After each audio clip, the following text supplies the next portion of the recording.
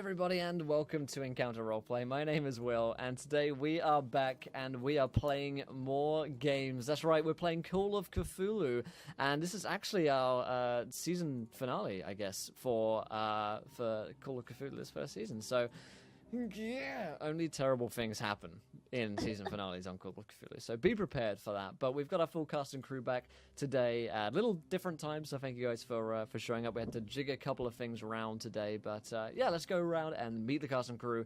How are we doing? So we've got Redundant back today playing Harvey. How's it going, Redundant? Not too bad, not too bad. Tired, very, very tired. It's quite difficult from going months and months waking up whenever you want to waking up at 6 a.m. And I'm not a morning person, so the transition has been rough. Yeah. But apart from that, I'm okay. Morning people are most likely cultists, in my eyes. Yeah. How do they do it? It's strange. They have to solve their soul or something like that. Definitely. Let's go to Greg reprising his role as Pat today. How's it going, Greg? I'm doing well. I have been looking forward to this for 2 weeks, man. So let's go. Let's get it on. Do it. I want to get this done, man. Absolutely. Fantastic. We've got Lindy back today reprising her role as Nancy. How's it going, Lindy? Oh, pretty spiffy. A little tired as well, but, cultists. So Yeah. Cultists never sleep. They never do. It's terrible. Terrifying. Super scared, super excited. Fantastic. And we have Haley back today reprising her role as Evelyn. How's it going, Haley? It's going great. Excited, nervous, emotions. I would be nervous if I were you.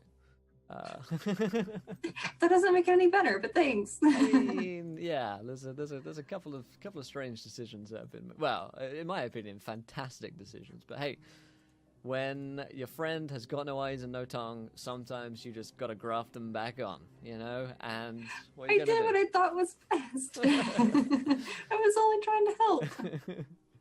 Was that what I was trying to see, brother? So, yes, before we dive into today's game, I believe that Troll is giving Lindy your June Wild Magic Surge. You've got a D10K to roll there. All right. Let's see how terrible this is. But let's also do a bit of a recap as to what is going on in our campaign. So last time on the show, a couple of bad things happened to the party. Let's try and recap as a group, because it's been a couple of weeks, and hey, I don't remember a lot of things that happened as well. So Redundant. Do you remember where we began off, or one of the main things that happened? It pertains to yourself, if you recall. Yeah, I mean, I kind of got tortured and lost my eyes and tongue. Kind of sucked. Yeah. No, it was one of my worst days. Not the worst, but one of the worst ones. Worst days, yeah. We were. I'm pretty sure we still going for the final pieces of the. What's it called? Simulacrum. Simulacrum. The Sedefkar Simulacrum, yes. That's it. And it ended with Haley shoving a tongue in my mouth. As all of the best Call of Cthulhu episodes end, it ends with someone shoving a tongue in someone else's mouth. For he had been blinded by these rather nasty figures, including one Fenelik, who sought to strike a deal with Harvey, and he is a confirmed necrophile, rather than just a suspected necrophile. Once again, I'd like to remind you guys, I've never been charged. And basically, you went to the opera house where your friend Miss Cavallero was going to perform, but she'd gone missing. And investigating further, you found yourselves in a bit of a strange world to do with the Mehmet Makret's bodyguard had a timepiece, which seems like when you go through, click on the timepiece, you can go through different phases of universes, maybe different planes that has been kind of established back on our ghost train. And you found yourself in a strange world with huge kind of maggots crawling on the floor and made out of the walls. And Nancy, in fact, had a bit of a delusion that she really, really wanted to eat those maggots. And so she did. and it was gross. And at the same time, you kind of walked in on the scene with Miss Cavallero, who'd had a kind of gun to her head, and the big Turkish bodyguard of Mehmet Makriat, as Makriat disappeared in the distance, was holding her kind of ransom. And there's this huge chessboard of chess pieces made out of gigantic maggot creatures that was kind of set out in place there. And after a brief kind of gunfight, you managed to free Miss Cavallero, and you had the bodyguard's, his body was lying there. And Evelyn knew of a spell from the Sedefkar Simulacrum scrolls. These ancient powerful scrolls that they're trying to piece back together pieces of the statue, which granted her the ability to restore flesh and organs to a body. Now this body is going to be Harvey's, because he is missing eyes and tongue. And so she is beginning to carve out the eyes and tongue of I just need to clarify that it's not, she isn't shoving her own tongue. No. That is true. That is I cut the tongue out of the Turkish bodyguard and shoved it into his mouth. I mean, as you do. I mean, at If least... you like Just it, normal it could be called Tuesday. a Turkish delight. I mean, I was going to say, at least, in Nancy's eyes, this is better because now Haley, Evelyn isn't breaking any marriage vows, in kissing another definitely. man, so... This is, I mean, she did leave her wedding ring at a church, so Nancy didn't see that. none of y'all saw that. So, before we dive into today's game, I remind you guys a couple ways you can interact with today's show. If you haven't followed yet, hit that follow button and join us. We are just 4 followers away from a viewer decision where you guys get to decide anything which happens next in our campaign. And in Call of Cthulhu, these can be particularly terrible. Also, here is a tweet for you guys, actually at 11 retweets here. And when we hit 20, we'll have another viewer decision, and same goes for 2 new subscribers or patrons on Patreon. You can donate to affect the game, of course, as well. And be sure to check out our sponsors for the week, The Lost Artifacts of Greygast, who have just smashingly succeeded at their Kickstarter goal, 100% entirely thanks to us, of course. So check them out if you haven't, because they're doing well.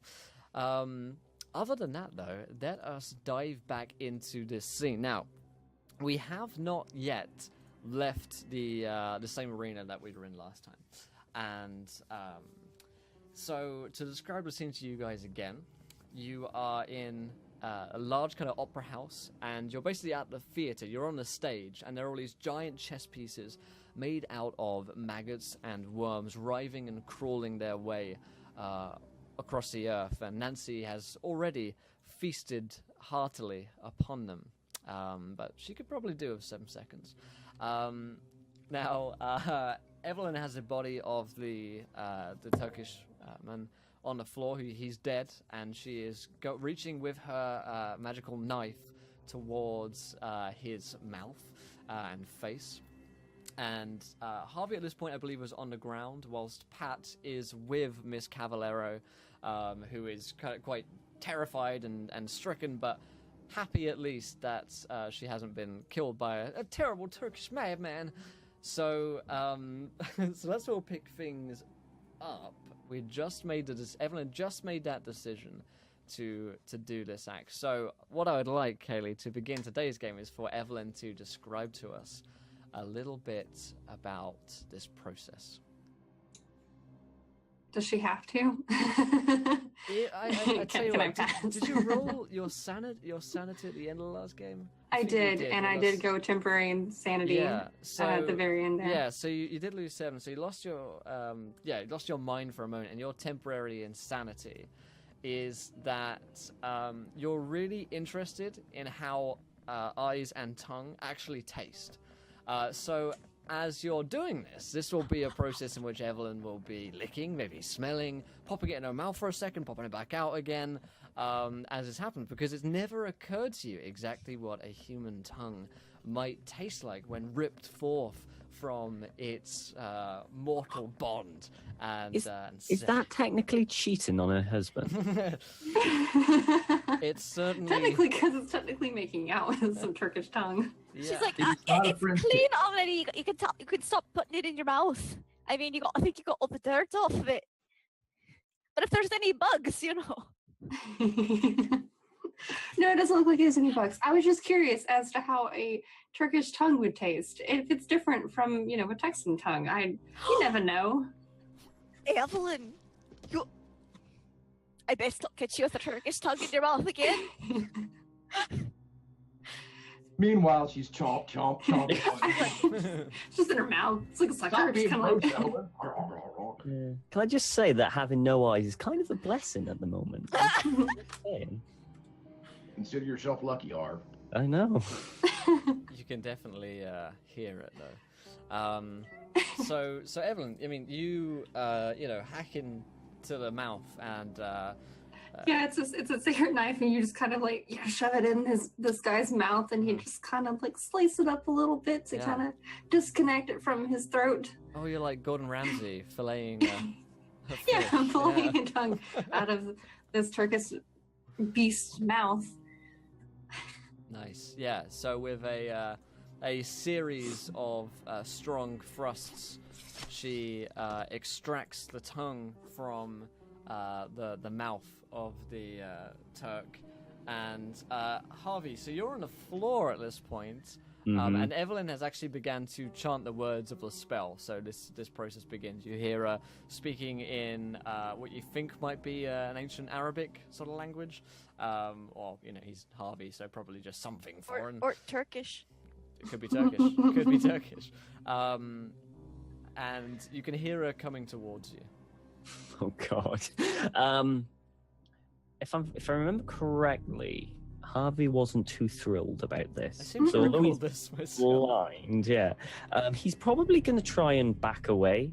He's on the floor. He's staying on the floor because obviously all the fighting that's happened, and that's all he could do, and he can't see anything. So he's going to try and grossly move along the maggot-infested floor, trying in a direction away from where the sound is. I guess just. Okay.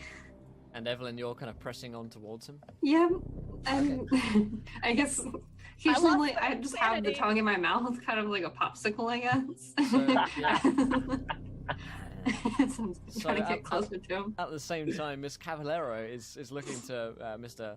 Herb Patterson, and she's kind of damseling and distressing on, "Oh my lord, what is she doing? That is beastly." Yeah, just a little battlefield triage. I've seen it a lot in the war. Oh my lord! I gotta warm it up for him. Must be one of those German sciences. How exotic. It's something. Miss Cavallaro, why don't you stand back a little bit? You don't need to see any of this. And I take a step forward to kind of shield between her and the operation that's going on. Okay. So Harvey's kind of crawling away, but I mean, Evelyn's standing up, so eventually she'll close the distance between the two. Evelyn's still kind of chanting. Is there anything you want to do or say to Harvey, Evelyn, as you have these organs in your hand? I only cut out the tongue, so we only decided to do the tongue. Did the tongue, yeah. And I'm pretty preoccupied with eating my tonguesicle and, chanting words as I'm trying to catch up with him. So I guess no, I wouldn't be saying anything. Okay. But when I do catch up, I kind of want to kneel down to where my knee, I guess, kind of pins his arm down a little bit. Yeah. So he stops backing up. I don't remember how it goes. So I have to put the tongue in his mouth though. Pat gets down and kind of gets behind Harv's shoulders and just says, "It's gonna be all right, buddy. It's Evelyn's got you. She's gonna do some doctoring. We just need you to say ah."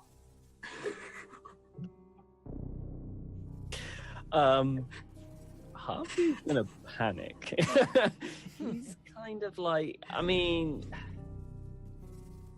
he's going to.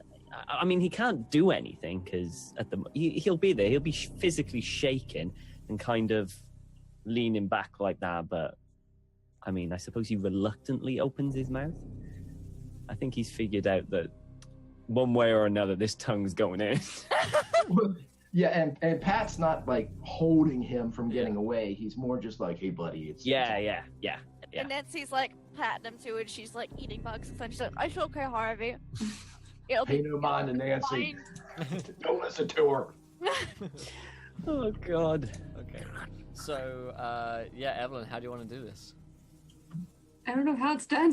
Does it just go in his mouth and all of a sudden, like, magic happens and it attaches and he just all of a sudden can talk? Is that how that works? Or do I have to, like, sew his tongue into his mouth? Yeah. Just please put it in the right way. That's all I ask. There's going to be a lot more sewing involved in this process than you're quite happy with.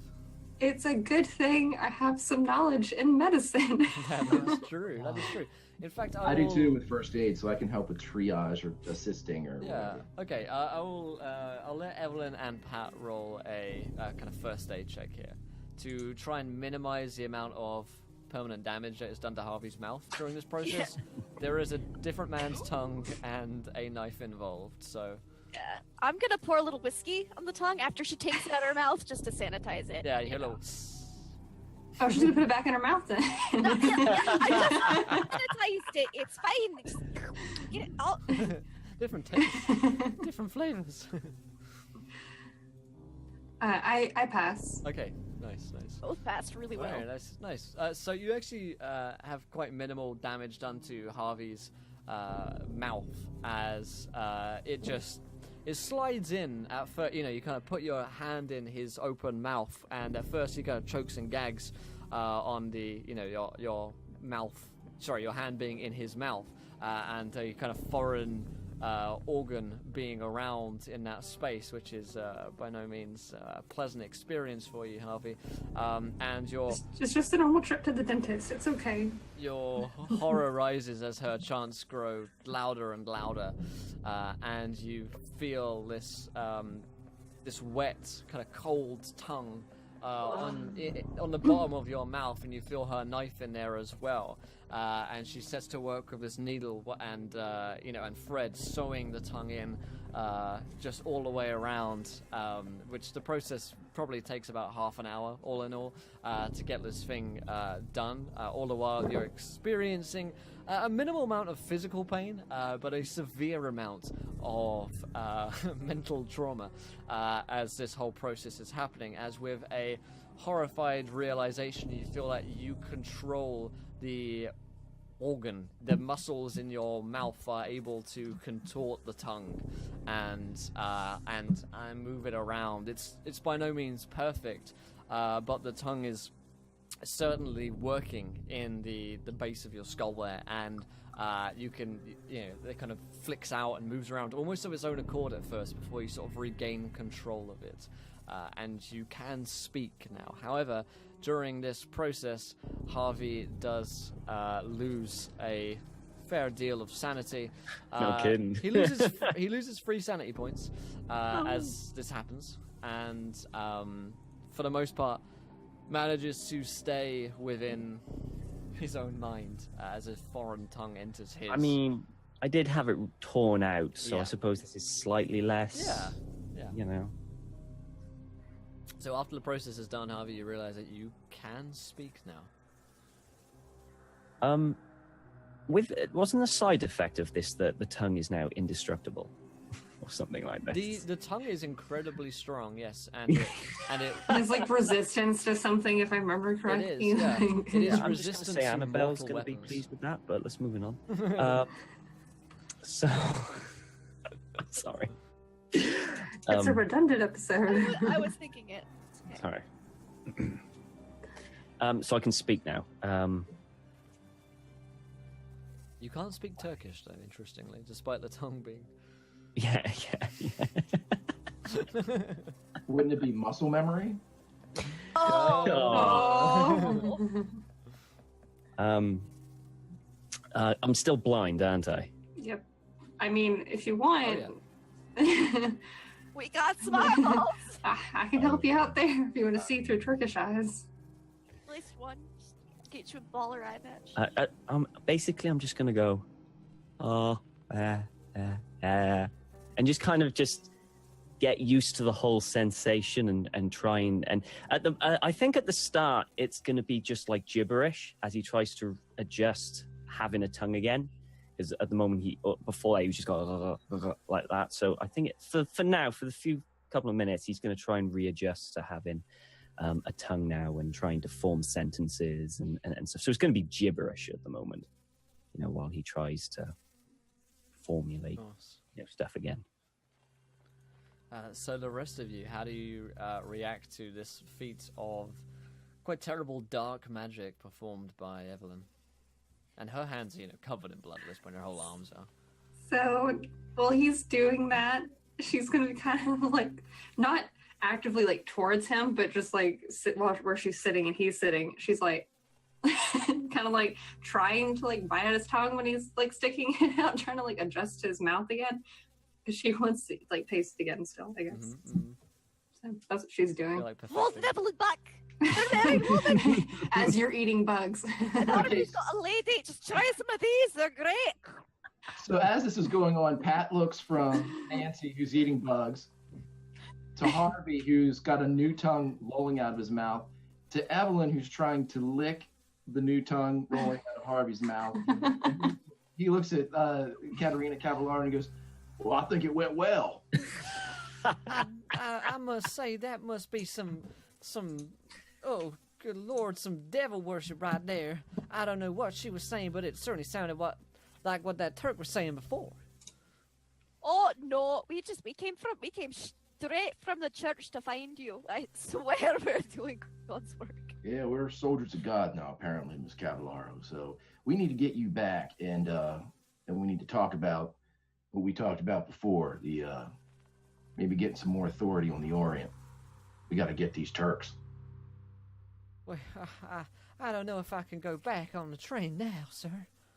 Oh no, you don't have to go back, ma'am. I'm going back to take care of your daddy's investment, and like I said before, we're gonna need some maybe some additional authority on the Orient, and me and my friends, we'll get to the bottom of this. We'll get to the bottom, and we'll find all these pagans, and we'll clear them out. Well, as long as you say so. Good Lord, I'd just say we burn the place. Has anyone got a lighter? I would love to see a fire right now.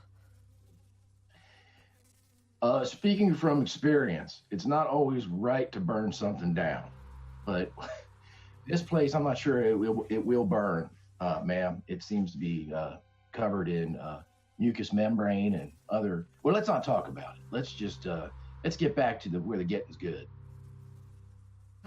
If you have a way out of this place, I think the front door is over there.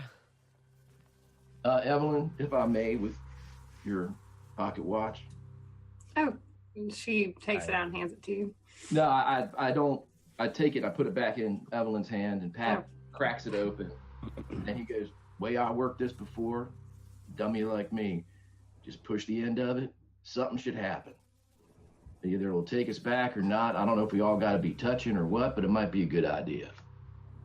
But it's yours. You're working this one, Evelyn." All right. Oh, okay. We'll all hold hands then. Oh, Harvey, I got you. We're here, Harvey. We're here. I don't know. Marco. Hello. What is my pocket watch, the number on? Oh, goodness, let me check. I believe It's on 4, yeah, wasn't it's it? on 4. Okay.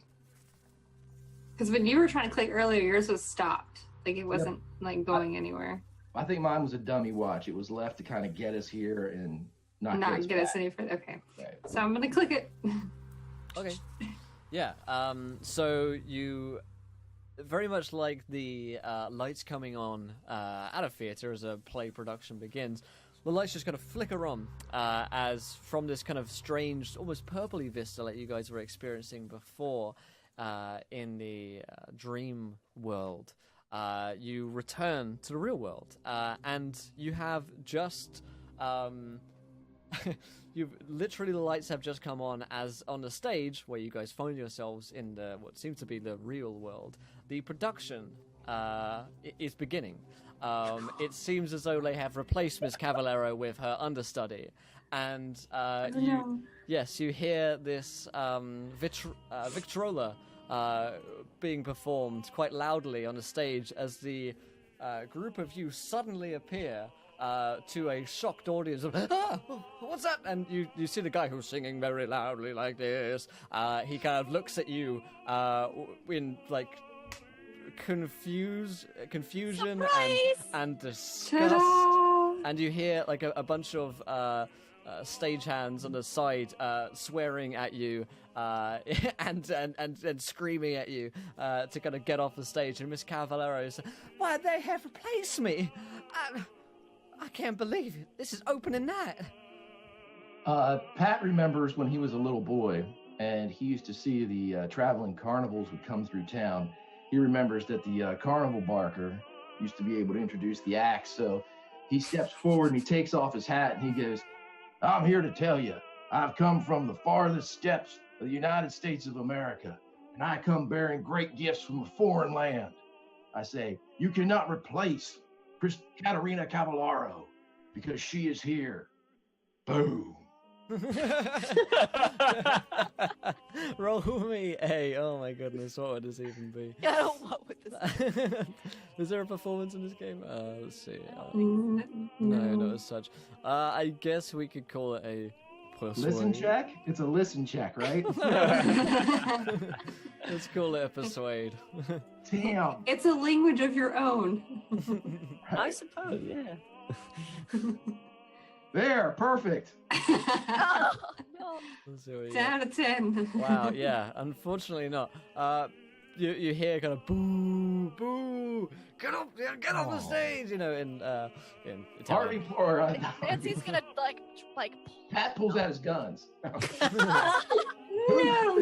So I said clap. So, in fact, the man on stage, who appears to be the kind of male lead, who's kind of like belting out this huge song right now, he reaches to Miss Cavallero for her hand, and she, "Oh, it's my cue. Thanks so much, Mr. Patterson."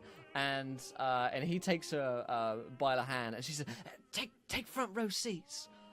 Just up there," and she begins to like join in on the harmony to the song, and people are like still booing you to get off, and a bunch of stagehands like, get off, and there are a couple of seats at the front. To a seat in the front. Okay.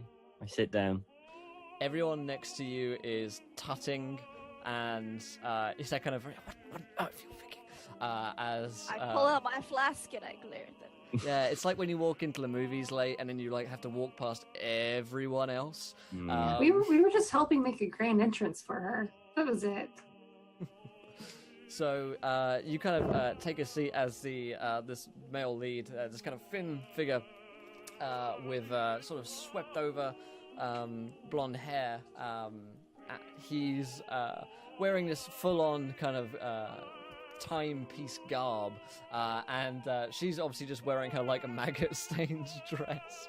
As Cavallero, she joins in, and he kind of grasps her in an embrace, and he kind of flourishes something from his pocket, something kind of glinting and silver-looking, and he kind of gently sort of goes behind her with a caress, and she kind of takes the pose as well as she joins in the harmony.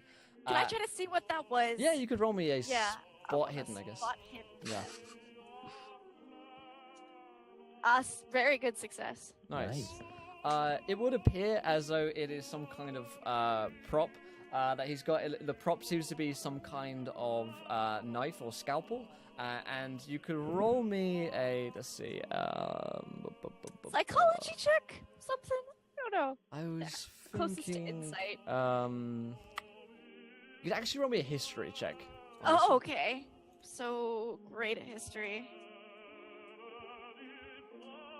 I actually succeeded. Damn. Damn. So you know that this part in the play is, as scripted.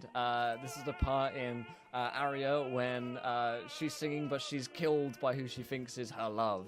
And so, Oh, she's really gonna die. I know. I was gonna. That She's look like really a gonna real die. scalpel or It'll dagger? be fine. It's a prop. It's called Cthulhu.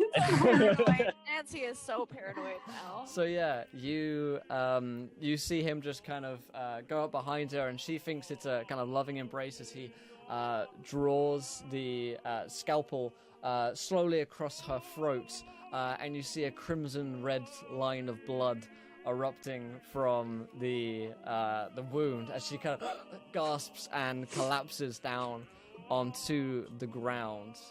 And Hold on a second. As soon as she starts cutting, I mean, is this a gout of legitimate blood spraying out of her neck? You could roll. I mean, the lights are on. It's difficult to say. It could be very good. You could roll me psychology checks to see if you think this is real or if this is just, oh, they've got a blood pack on. There we go. Can I roll medicine? Hold on a second. She wasn't ready for the show, so we know she doesn't have a blood pack on. Yeah, no, that's real.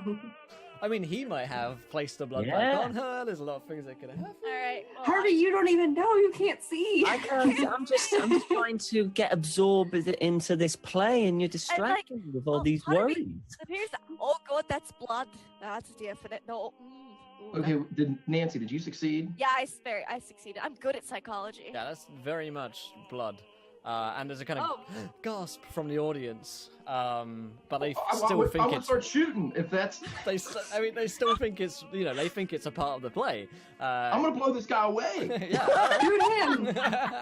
Wait a minute, man! As soon as I see, I'm shooting. I'm drawing and shooting. All right, yeah.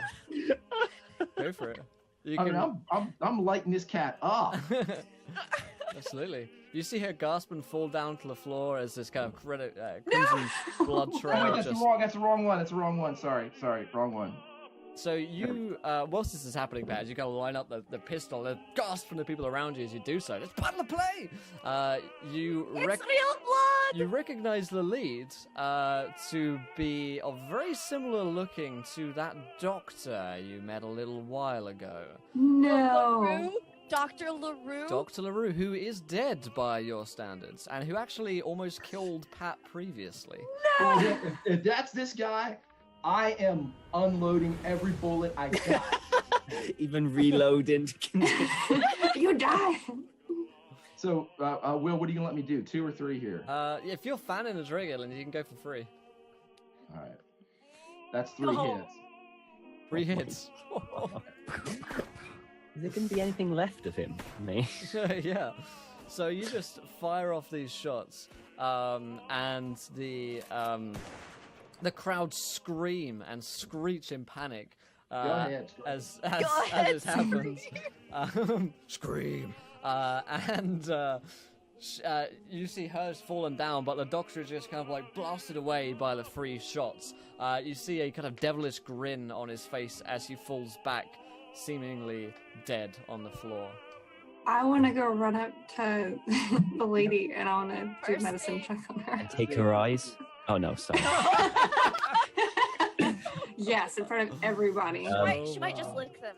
It's at this point, Harvey's hit the deck again. He's been doing that quite a lot. I like shove them to the theater seats because I'm assuming this is like an old theater, so like you can actually kind of crawl under the seats and like get down, Harvey. Yeah. Pat succeeded in his first aid roll. Nice.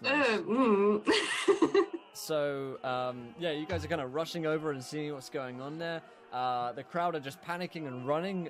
Someone tries to, like, punch Pat, and then he runs away. I shoot him. He like comes up towards you, ready to punch, and then just flees. All of the stage are fleeing as well. You suspect that the police may be involved at some point. And probably. Your medicine check for Pat, first aid is successful rather. And Pat is pretty sure at this point that this wound is so deep that you can staunch the blood for a while, but she's going to need severe medical attention if she survives at all. At this point, she's passed out, and the blood is just like pouring from her. It's a very, Pat's seen war wounds. This is going to be a very sort of fringe case, if at all, I mean, her dad has money, so it's not like we have to pay for her doctor visit. So we can bring her to an actual hospital and it'll be okay. Jesus. She may have minutes to live. We need to do something. Can Evelyn push her medicine check? Evelyn. Yeah, you can push it. Rolled a 99. What's the worst you do? You kill her? I'm just probably gonna die anyway. So I just re-roll it then? Yeah, so you're looking for the second number now. You're looking to get under 15. Oh.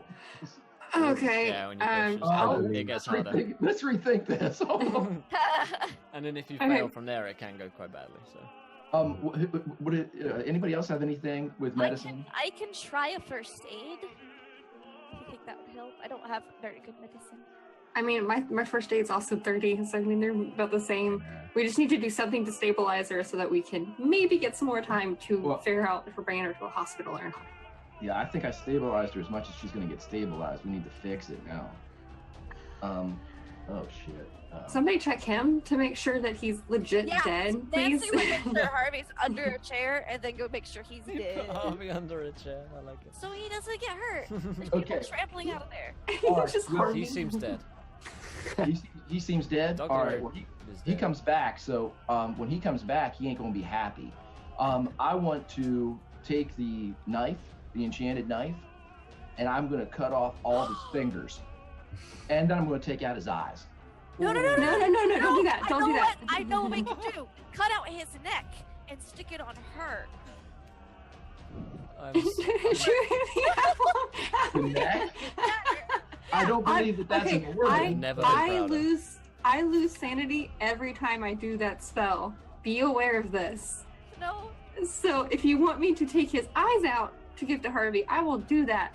I can take skin off to cover the wound that she is experiencing. I can do that. That could. I'm not cutting off this man's head and giving it to her. I am not doing that. It ain't happening. Can you imagine, like, let's just go back in time, like 6 or 7 episodes to when everyone was just a nice English person going around, or a nice American folk just having a good time, and now the legitimate idea is, let's cut off this man's head and stitch it onto hers. I would just like to say, Harvey still is that nice English gentleman. He's currently hiding in the chair. Do you want me to cut some of his throat skin off to put onto her? No. No. We can't risk that. No, we gotta. Okay. So she's gonna need a legitimate doctor then. Yeah, we need to get a doctor. Are there any doctors here in the audience that haven't fled yet? Yeah, everyone is fleeing at this point. Her throat's been slit by that guy. The officer shot. Please, we need medical help. I'm just calling out to the crowd. Yeah. See if there's any doctors. Is there not a doctor on in the crew in the theater? If there is, most likely the 3 gunshots in the theater have sent him flying. Yeah. You see that all of the stage crew are just scrambling right now. I mean, they think that someone has broken in and shooting up the place right now, so everyone's fleeing. I still take his fingers off of him. Okay. So you're taking my knife to cut off his fingers? Yeah, if he comes back, I want him to not be happy. Just in case Harvey loses any, then you got a couple of spare. Yeah, we're great. Okay. Can I look backstage to see if there's a wheelchair or something that we can put her in? Like a gurney, we can something. The chariot. Good oh thinking. yeah. All right, time to. We're gonna get the chariot out of here. So there is a life-size to scale Egyptian chariot in the in fact part of the stage currently, which looks like it runs. All right. There are real horses there, so. All right, let's get her to the hospital. Let's go. Real horses. I'm on this. Right. Okay. So let's get Harvey, put him on the chariot, and then get her on as well. We won't all fit on the chariot, though. I don't think. Well, we need the 2 people that one person can't. Pat's gonna ride the team. I'll ride the horses. Okay. You guys get in the thing. I'll All right. control the horses. You don't have to control from the chariot. Okay. Oh Jesus. Okay. Go. We're gonna ride a chariot. By the way, you you are now currently being taxi cabs throughout Milan by the most wanted man in Milan. How could this go wrong? Do you need me to do a ride check or anything here, Will? Yeah, sure. Why not? We're going through a little bit of a dodgy area, really. Damn. Nice. Oh, he's very good nice. with horses. Yeah. So you guys are kind of pulling through this chariot with Miss Cavallero. It's very dramatic right now. Miss Cavallero on the back, as she's kind of bleeding out. Some of the blood is being staunched, and the group of you kind of head out into Milan and just try and see if you can find a hospital into which direction the hospital might be. So anyone who has the wherewithal to look, sorry Harvey, can roll me a spot hidden. Okay. Can what's her name do a Nope. navigation? I find all the hospitals. Oh wow. There's a hospital there, hospital there. Oh wow. That Never is mind. impressive. Go you, jeez, you're on a roll. Yeah. So Nancy kind of like spots it. There's like a little sign, and it's in Italian, so you have to kind of translate it. But what rudimentary Italian she knows, she sees a little symbol of hospital, and it's It down had the the main street. caduceus on it. I know that's medical. And Pat is just kind of driving you guys through the streets. There's a couple of cars going by, and you're causing kind of panic as everyone's going by, as you kind of rush towards the hospital with Miss Cavallero. And as you approach, again, just kind of bowling over people and in your way, you kind of pull up to the hospital, and immediately, a team of medics kind of rush out, asking what this is all about, and then they immediately see that she's wounded, and stop asking questions, and just kind of get her onto a little gurney and start like pulling her on, and there's a full like medical team on her, pulling her into the hospital at this point. I say we leave. I think we should go in like a shady alleyway or something. When can we get back on the Orient? We've got like 3 days here. Yeah, you have a couple of days. Wait, I heard it's leaving in 15 minutes. That's what I heard, right? We're taking the train. We're going straight to Constantinople. What else do we have to do here? Will, I'd like to. Now, guys, you can veto this. This is a Pat idea. Okay. Warning. Pat thinks that you guys should go, hey, let's go back to the Grand Theater, and maybe Katerina has all of her money with her, and we can take it. His face. I mean, she never went to the hotel, did she? No, she went dropped straight her there. off, and I know what bag it's in. All right. Well, we can go check. I don't think we should go looking like we just shot up the place, because we kind of, at least. I mean, I still got blood on me from the whole tongue thing, so. That's kind of but I could maybe fashion us some disguises, or just one of us a disguise and then go in or something. You have to disguise yourself sometimes as a private. Let's get off the street and we can discuss this. Let's move somewhere. Yes, perhaps we should get out of this chariot. Yes. Into something less inconspicuous. Yeah, I will get him out of the chariot and like just the nearest alleyway. Just. Yeah. Will, back in the 20s and everything, and I'm not sure if this translated over, and I'm sure it did, but I'm not sure about Milan, because the depressed type, as you described it, they used to have street couriers, where at the corner of the streets, it's usually like boys that would take a message to somebody across town, for whatever. Are there any of those about? Yeah, there are street couriers about, a couple of boys. Okay. I go over to one of them and I hastily write a note, and it's to Father Angelico. And it says, Father Angelico, Katerina Cavallero has been gravely wounded. She is in the such and such hospital. Yeah. If you can, send people to watch her. And I give it to him, and maybe somebody else can kind of convey to the courier, the chapel, the cathedral. He recognizes the cathedral and the name Father Angelico, and he kind of takes off the lightning speed only you can possess. As you got a note off to Mr. Angelico.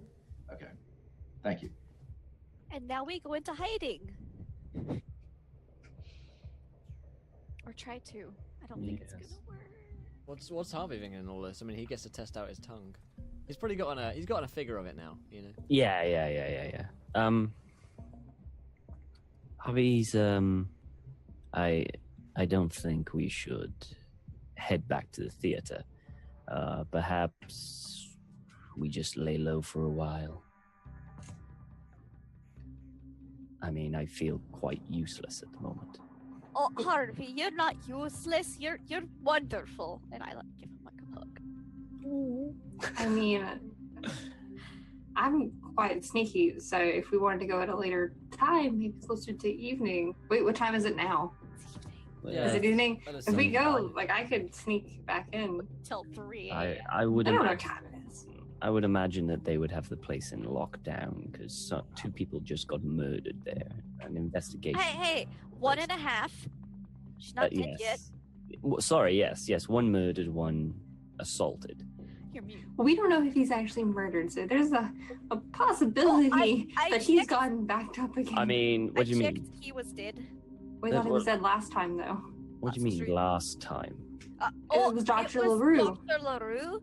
You know, the guy you blasted with the shotgun? Yeah, he's back, Harv. He slit her throat. It was really terrible. I'm glad you couldn't see it. But don't worry, I got these. And Pat holds up a handful of fingers. No! What's he got? It's nothing, Harvey. It's bullets. Well, I should hope so. He's got some bullets. It's fingers, Harv. It's finger. I got his fingers. Pat, please. Why? Well, the way I look at it is this, Harv. When you came back, you had to deal with the consequences of what was done to your body, right? You didn't have a tongue, you didn't have eyes.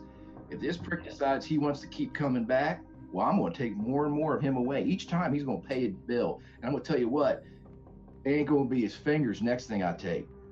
Did he, when you saw him, did he have any shotgun wounds or anything before, like from our previous encounter? I didn't undress him. We were kind of trying to get to the hospital before she bled out. Oh, right. Yeah, because you took his chest out of him. His chest cavity was blasted. Well, I don't know. What else do we need to do here? Will, we still right outside the hospital? Yeah, we're in an unless alley. you want to move anywhere else, you can be in a dark alley if you want. It's out of visual. Yeah, we've moved. We're not in the street anymore. Okay. Oh. I tied the chariot real nicely though, so they wouldn't run off in the traffic. They could find them there later. Is there anybody going to and from the hospital that looks like they work at the hospital? I mean, we're right beside it, right? Yeah, there are a couple of workers that probably leaving at this point, changing shifts. Okay, anybody look like they might be like an orderly or a nurse or? Yeah, there's A Turk? I was gonna say Turkish. No. There are two nurses that are kind of heading out. Looks like they're leaving.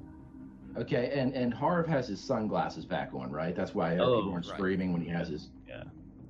Okay. I kind of guide Harv over towards the two nurses, and I say, excuse me. And if they look over, I point at his face and I go, "Have you seen someone that looks like him? He lost his brother." What are you doing? They probably don't comprende too well. One of them shakes her head. Okay. No. I don't know Italian. I'm okay. Thank you very much. I'm checking because when Harv came back to this world, he had a perfectly good body that fell asleep somewhere.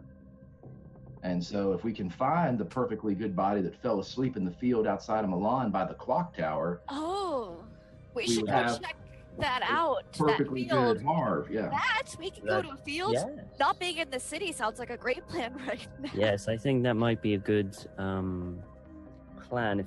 If only we could discover what that clock tower was. Perhaps we should, Evelyn, if you wouldn't mind hitting some books to find out if there are any local. I can't navigate our natural world.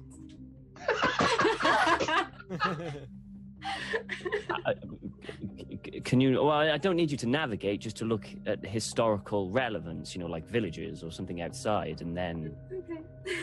Yeah. I like it, Abby. You're gonna get it all over. I'll help you if you'd like, Evelyn. I mean, I'd rather us all stay together so we can all go to the library. Oh yes, we'll all rest. Yeah. Yeah, Okay. So getting a hotel before somewhere. we go back to a hotel, I don't think we should go back to the same hotel. No, I'd let's go rather to the not. library. The library hotel. All right, the library. Oh, we just go to the library and we can kip somewhere on some chairs or something. I think maybe like a hotel close to the library. Yeah. I'm a part of a organization for librarians, and they totally have rooms which sometimes they let people sleep in. You're a member. You got a club. Yeah. I'm a member. Yeah. There's a hotel opposite the library. Okay. And I'd like, if any shops are still open, to buy us all new sets of clothes that are different from the styles that we were kind of wearing before. You can, there are a couple that are updates. Yeah. the lady definitely gives you a strange look, but you can buy new clothes from her. Alright. Can we have a pity discount? Buy new clothes. If you want to explain to her the situation, then maybe. But yeah, so you get some clothes and head directly to the library after the hotel. Yeah. Yeah. But before we do, I would like to have everyone change into their new sets of clothes and see what I can do to disguise us so we don't look as recognizable as we do. I have... Pat refuses to take off his hat. Oh, there goes I'm that. sorry. You just make him wear it backwards. I have it in the character notes. Never takes off hat. I got you a new hat, Not Pat. even when he It's sleeps. great. Nope, this one's fine. Alright, well, at least you don't put this on instead of the clothes you're wearing. They're all bloody. You can convince Pat. Oh. Maybe he'll listen to you. Yeah, Pat, you know, you kind of shot up a theater.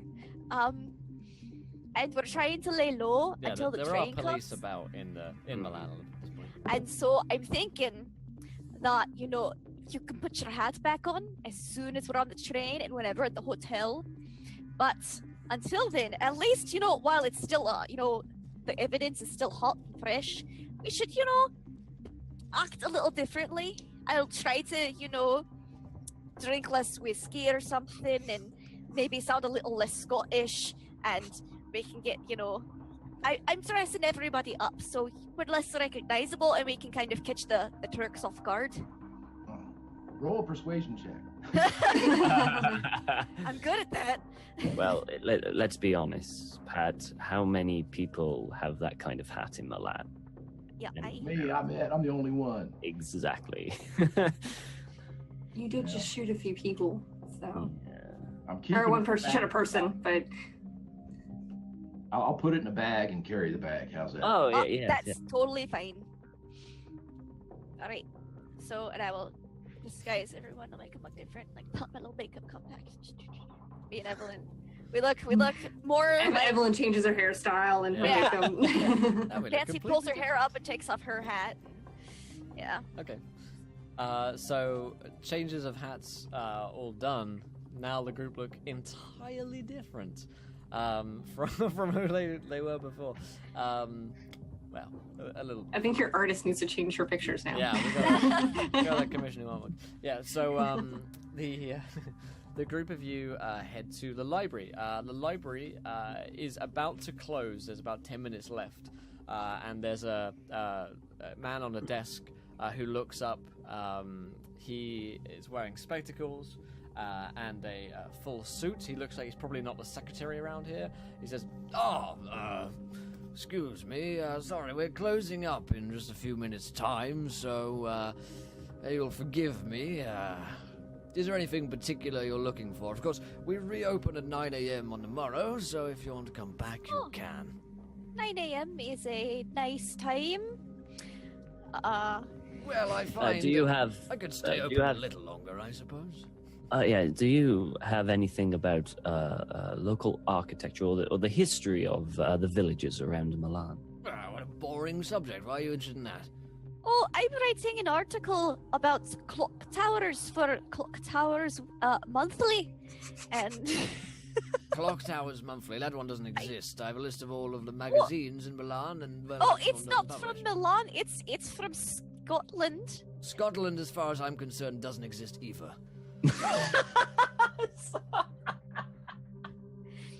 Well, I guess this is the last article I'll be writing about Milan then. Now listen, if there's something truly interesting, then perhaps I could stay open a little longer. But if you're interested in looking at clock towers and churches, then you'll have to come back in the morning of all the rest of the plebs. Oh, it's about haunted clock towers. Haunted clock towers, you say? I've never wanted her to stop talking as much as I do right now. What do you mean haunted? Look. If you just point us in the direction, we'll take one book. We'll have it for tonight. If it's no good, we'll come back in the Well, morning. do you have a membership card? To the library, for you must have one to take it. Pat says, "Here it is," and he slides over a $10 bill. Isn't that all your money? Yeah, he looks at it quite righteously and then righteously hands it back to you. No, sir, I do not take bribes. Now, if there's something I can help you with, then please let me know. When he slides the money back, Evelyn's going to set her hand like on top of his, and then she'll say, "From one librarian to another, could we please just see for the evening some books, please?" You can roll me a persuade. Fuck. He's doing it. I need a pity. That's what I need. I need pity and like cutesy. Cutesy. I'm not listening. No one ever wants to listen to my monthly. Can I do charm instead? Yeah, a charm works for me as well. Yeah. Because it's a little higher. and as we've hit 20 followers, I want the first viewer decision of the night to be underneath this line in chat. You guys are going to tell me another book which they find. The title of the book would be preferable. No, I'm scared. I'm not wearing my wedding ring. Can I have a bonus? Yeah, I'd give you plus 10% you're not wearing the wedding ring. You get plus 10% with the simulacrum. The simulacrum and stuff too. will give you a plus 10 as well. So we're still not there, but 35. Okay, so I can luck that then. Luck that, yeah. So that's 8. Yep. It's 8 luck that I need, or it's 8 more to it. 8 luck points would be what you spend. Then hell yeah. All right. Yeah. Charm the pants right off of him. Let us stay a couple hours. I haven't had my wedding ring this whole time, and that's because I'm not married. The gentleman says, a librarian, you say?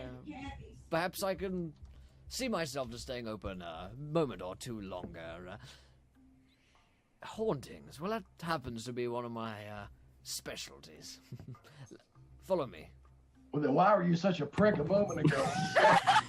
I'm gonna smack him. I'm gonna smack him on the arm. No, Stop it. I didn't say that. Okay.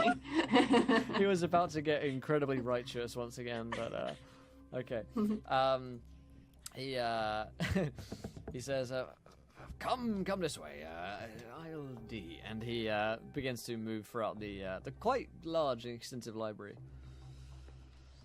So, let me write this out here. So the group you continue, and he leads you towards this whole section of books, and he says, "Now this stuff here is mostly what the plebs use. Is there anything more specific? Because I do have a private collection out back." And he kind of looks at Evelyn in, a bit of a smarmy way, but you also sense that he probably actually genuinely does have a collection out back as well. I was going to say... This is moving too fast. Come see my nerdy collection of books. Dungeon, it's great.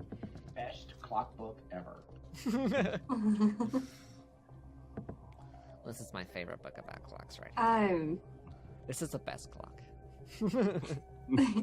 This is the biggest clock right now. Look at the size of this clock. Oh, Daddy's package comes to mind. But so he says, so just the normal stuff, or perhaps I could interest you all with some of my curios. Could we see your private collection? I thought you'd never ask. I feel weird. Yeah, cue the lecherous zip noise. That's why Scotsmen wear kilts. Easy access. My name is Arthur, by the way. Pleasure to meet you. Arthur. Anastique. She's gonna give him his hand. Enchanted, I'm sure. And Mr. Arthur leads you through to his kind of back room. He's got an office in here with all sorts of curios around and a whole vast collection of books. Scanning the group of books, you can tell immediately that there are some books here which are most likely of an illegal nature, in that they are potentially blasphemous to the church, and a place like Milan actually has quite strict religious rules on what texts can and can't be in print. And so, it's probably nothing which is like, oh my god, he's evil, but it's like, okay, this guy's got a couple of heathen texts around that the church probably wouldn't be too fond of if they knew that they were here. nothing that would get him arrested or anything like that. Yes, he doesn't have any books on the on how bad marriage is, thankfully, Nancy. So he seems clean. So he says, take a look around if you want. As I mentioned, there are a couple of curios on hauntings and ghosts up there. A friend of mine, a couple of Mr. Smith's books as well. And he kind of gets down your friend, Professor Smith's, a couple of his books, and kind of lays them out on a table for you. And he says, be careful, though. A couple of them are quite old, so... And, Miss... Did you give him your real I name? gave him a fake name. I said Anastique. Anastique, is it? Feel free to come back here at any time and use this room however you want. Thank you kindly. He doesn't actually make that noise. That was me. Good. She's taking her hand back. Ooh. Everybody just say the word and Pat will kill this guy. It's poor man. Will you Not have yet. a natural talent for doing a creepy voice? I think I do. It worries me. Really do. It worries me. You know, everyone's got Worries all of us. Yeah. Well, Okay. yes, help yourself. That'll be a drink, anyone? Perhaps a, whiskey? I would love a drink. Well, excellent. And he, he decanters a drink. He drinks it too. Okay. And, he hands out drinks to you all as you kind of go through. Now, you guys can roll me library use. Anyone that's reading through these books here. Does he have any in Braille? Oh, do you even know how to read Braille? Dear fellow, I did not realize your eyes were, not with you. I do have a few texts in Braille, but mostly none of this occult nature, except for Ezekiel the Blind, the Mad Turk, they call him. He was blind, and so there is a Braille translation in honor of him. Perhaps you'd like to take a look. It is one of my, more treasured collections, and somewhat out of the eyes of the law. I see. Well, unfortunately, I just recently lost my sight, so I unfortunately don't know Braille yet. Why'd you ask? It was more of a joke, lighthearted. Oh, I see, making fun of the situation. Yes. Well, I have to, otherwise I would cry in a corner. He might go insane, you could say. Well, I could imagine him sitting there in a corner licking a tongue. That is rather insane, isn't it? Why, yes, it is. So, who succeeded on their library? I did. Yes. Just her. Really? Oh. The librarian's really bad at her job, apparently. No, You're put off by this creeper. Maybe you're distracted by Mr. Arthur. His last name is Pendleton as well. Mr. Arthur Pendleton. Arthur Pendragon, got it. Arthur Pendragon. Here's what he wants to hear. First of my bloodline. And you will be my knight. No. He kind of creeps around a little bit, reads a couple of books and drinks. So, Nancy, you find particular interest in a text on reanimation. Which is, quite... quite illegal, you'd imagine. And it's the ravings and recollections and notes of a doctor named Herbert West, who has done a lot of studies and experiments, it seems like, mostly during the Great War, in which he served in a Canadian regiment. And he used his kind of medic status to do all sorts of experiments on bringing those back from the dead. And it seems as though he found that power.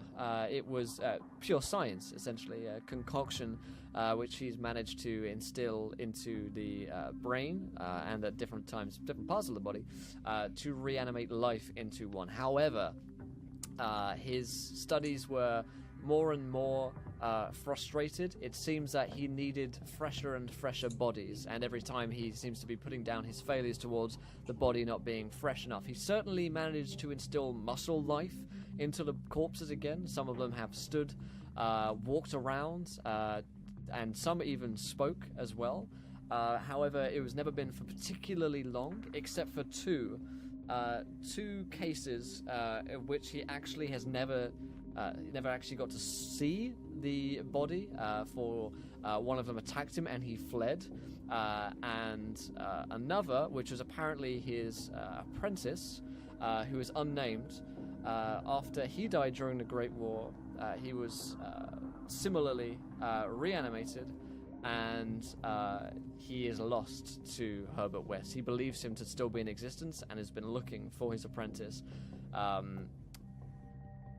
The record would say that Mr. West himself is now dead, but you would have to look into his death to examine exactly how he died. Okay. His apprentice, Totally ended.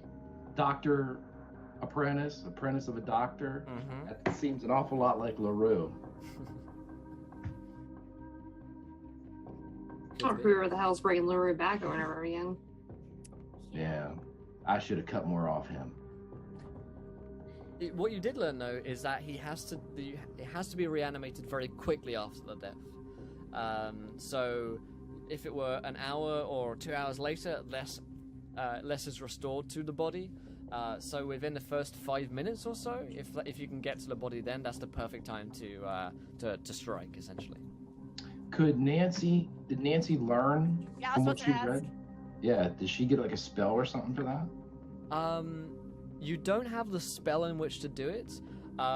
It actually requires a series of alchemical ingredients, which Mr. West has been particularly cautious to talk about. So it seems like he very much covets his own works, and so probably only a few actually know how to reanimate this body. Well, if you could find like the history of him, you could probably find out where he does most of his work at, and he might have notes in his lab or whatever. Did it say anywhere like where he was last working? Canada, I Or guess. his or- death? Well, yeah, he served in a Canadian regiment, and I'd let you all roll another library use to look specifically into the history of Mr. Herbert West. Okay. Fatal Bloodstone for 11 months, buddy, almost a year. If that's the book that stood out to us, then Well, I succeed. okay, Yeah. well, Nice. I'm not going to roll quite Yeah. yet. Is there something else that we need to be looking for? Yeah. Like, we're looking into this for the reanimation, but we haven't looked anything into clock Haven't towers. found clock towers. I found this book. So can I look for clock towers Yeah, then? you can roll a library use on clock towers. And Mr. Son of a bitch. Why do I suck at my job? Why do I Mr. Pendleton, come take a look, my dear, at this large, fully erect clock tower. Over here, if you can see, I've got a painting of it here. Reminds one of, well, more carnal scenes, wouldn't you say? I'm sure hence your fascination in clock towers. Shit. I'm blind, so I can't even say if it's the right clock tower. I was gonna have you Describe it, Harv. Yeah, describe it. Can I remember what it actually looked like? Will, what did it look like in comparison to the clock tower we saw in Dream Lisanne? Okay, so, yeah, they looked identical. Oh, I know, I saw it too. So does it match See- the one in the painting? It seems to, yeah. But, is Pat a expert on clock towers? Maybe they're all made the same. Oh, it's possible, but It definitely looks, to Pat's eye, this is the same clock tower. I mean, Well, wait a minute. If it ain't, I need to roll something. well, I mean, it's all we got, so. I mean, Roll yeah. to find out. If What Pat has basically in his memory is like that is the same structural clock tower and the same like design of the clock. Whether that means that is the exact same clock tower, because it's possible that the same architect could create the same designer clock tower, several times over. It definitely seems like quite a long shot coincidence, and you've come to not trust in any coincidences. So, Nancy wanted to look into Mr. Herbert West. Yeah. And I said, why not? Succeeded? Yeah. Nice. Okay. So yes, Mr. Herbert West died in suspicious circumstances. Of course. Yeah. He was said to have died potentially by, they think, maybe a burglary that went wrong. Someone broke into his mansion and killed him. He was found strangled. And also on the body there were signs of wounds from a blade. A thin blade is what the report describes. Mm-hmm. Like a scalpel? Like a scalpel, maybe. Was there any recordings of like parts of him being missing? The body itself was intact. Yeah, nothing was missing from. And where did it say where his mansion is? Is it in Canada? Yes, it was in Canada. Yeah. Okay. It's in Malone. Just around the corner. Yeah. However, Herbert West did work in all across Europe during the Great War. Anywhere in Milan? Yeah. It doesn't say specifically, but it's possible. Okay. Can I ask Arthur, with the clock tower he was saying in the painting? Yeah. Oh, yeah. Is that a structure nearby?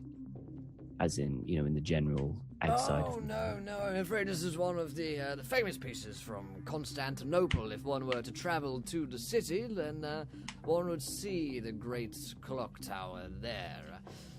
Famously, known for its distinctive chiming, and the locals there, terribly superstitious, those Turks, believe that it signals different, haunting times, like the witching hour, or such wives' tales and the like. Would you happen to have any books regarding this specific clock? Why, yes. It's part of a collection, not a book specifically on it, but there is a chapter, I believe, if I could find it just over here.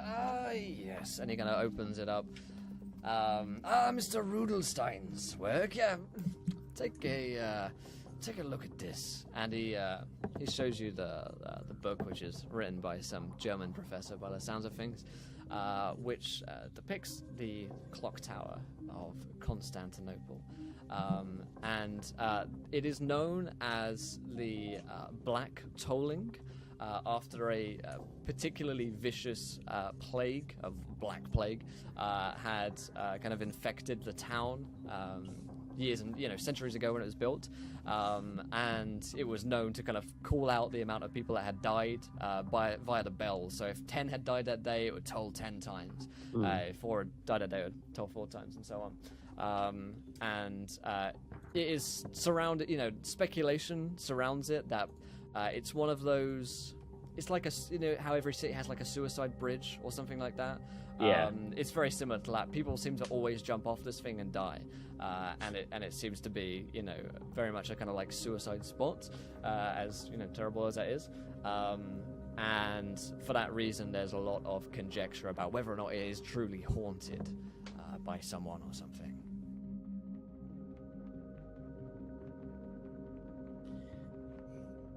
Okay. The tower in my vision, from what I can remember, was in the countryside, and Constantinople is not. It's a city, so. That is true. I do think this would be a very important clock tower for later, though. Does this one look like the same one I saw in Dreamless Land? You could roll me a history check, yeah. Shit. I mean, Lassang had a clock tower, didn't it? Did it have? Yeah, it did. Yeah. As you read in, this clock tower has siblings. So there is the clock tower in Lausanne, which would seem to be, a 67 on that. Yeah, Pat can't recall exactly, but it looks exactly like it, Harvey. It's like what? It's got. It's the exact. It's like tall and thin. Yeah. You read into it, and it definitely has siblings. The same design, so it's like having a sister town or city that some countries will have. Okay. Yeah, so there are others of the same design. Is there one in Lausanne? Lausanne is one of the locations. One in Milan is another. Does it say where? Here we go. There we go. In Milan. Let us see. Like, so we could go to visit it. I want to go to there. Yeah, in Eastern Lausanne, there is one of these clock towers. It has similarly a bit of a grim reputation by the sounds of it. And it's known as the Rishanti district that is in. That's the one in Lausanne? That is in Milan. Okay. Are there any other ones on the Orient Express line? Just out of curiosity. Like, if we missed any of them, just, Roll me a library use, everyone, again. And this is taking more time as well to look into these matters. So the night is drawing on a little. Oh, that's... See, I failed. that's... Never mind. That I don't... Nope. I think we're getting tired. Yeah, we're tired. Yes. Never I rolled mind. language. Thank you. Everyone failed. Yeah, Mr. Finally failed. Mr. Pendleton. You really failed. Yeah, Oh, I was wow. on a roll, though. I was like, boom, boom, boom. Now I was like, yeah. That is true. Done. Yeah. My one really good roll was for being able to speak English. So Pendleton says, what was it you were looking into? The night is drawing late, perhaps some of you would like to leave? I succeeded. Pat succeeds. Oh my god, Pat succeeded! Oh my goodness. What is this, man? What is this force of nature? Sleeps for the weak. Books are for the smart. Hey guys, I think I figured it out! What was his name again? So yeah, so the group of you, you're just about to give up when Pat's like, wait here, and he reads something quite interesting. That there aren't other clock towers, but there are designs of the same make of clock, specifically a set of stopwatches, timepieces that were made by the creator. Now, interestingly enough, the creator, his name is familiar to you because you read that the creator of this is one Mehmet Makriat, who, God dang it. by the sounds of things, made these at least 3 to 4 centuries ago. There's too many of them. That's a lot of candles on that cake. Alright. We're learning stuff, guys. This is exciting. Look what I've done. Yay, Pat. Does it say how many are in the set? It does not specify the exact amount, but it does say a select amount, so you'd... So like a few. Yeah.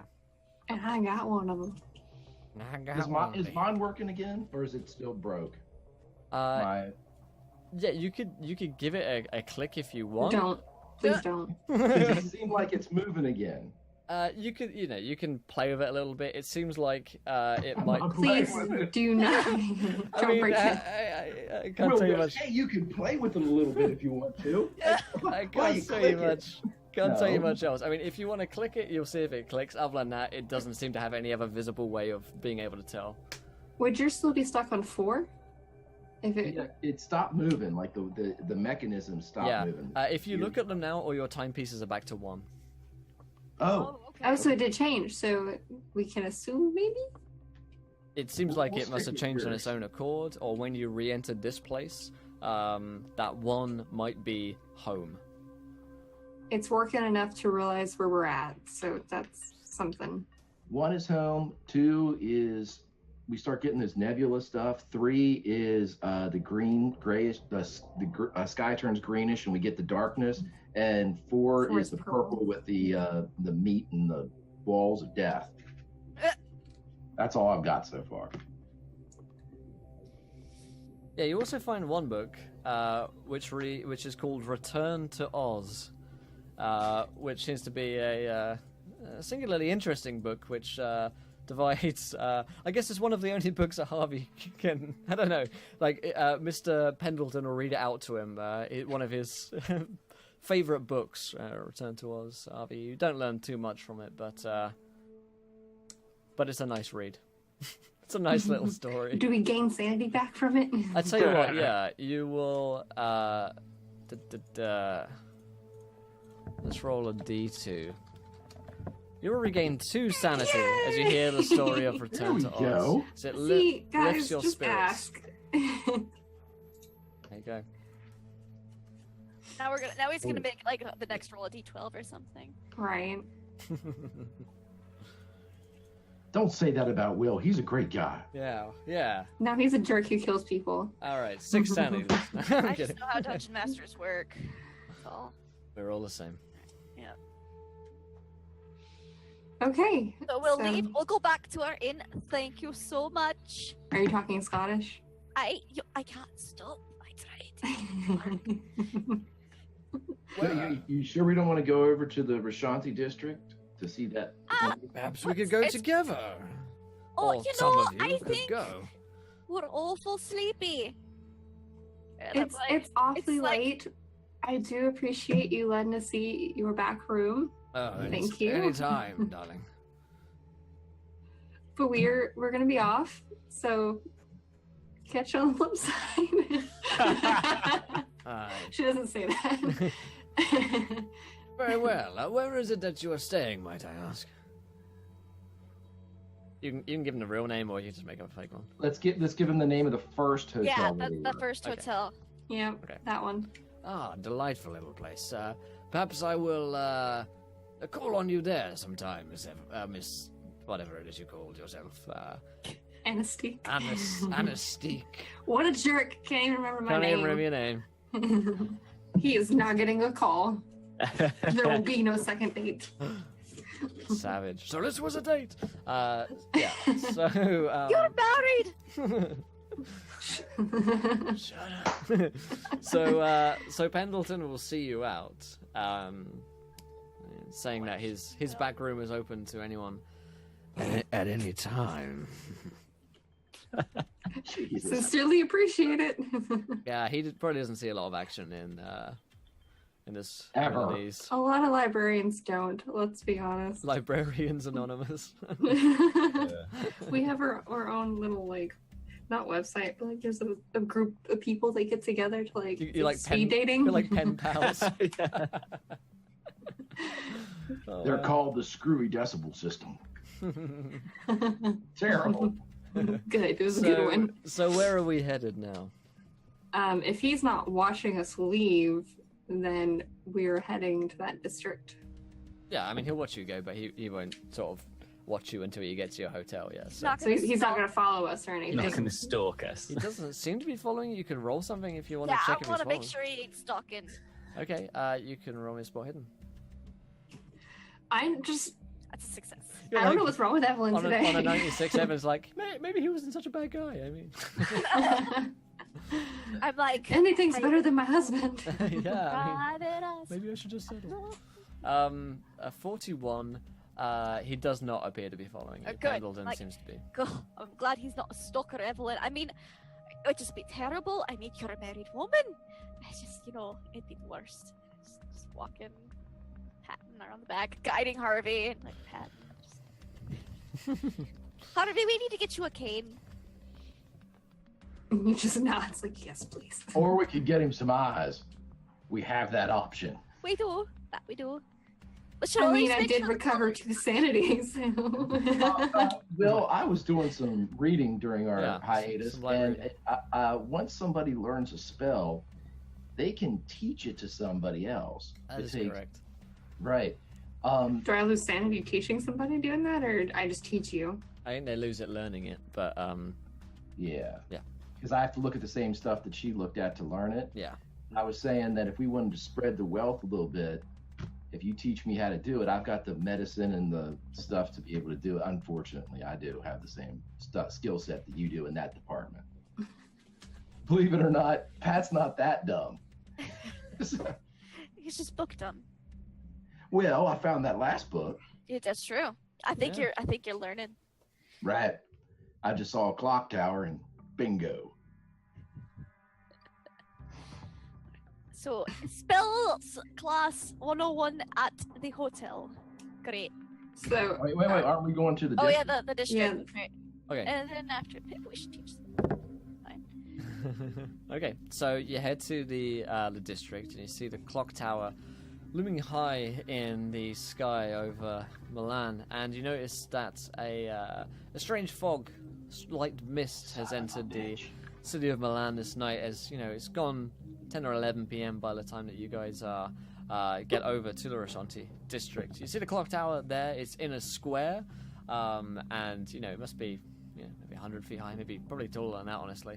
Bad of heights, but yeah, it's telling the time.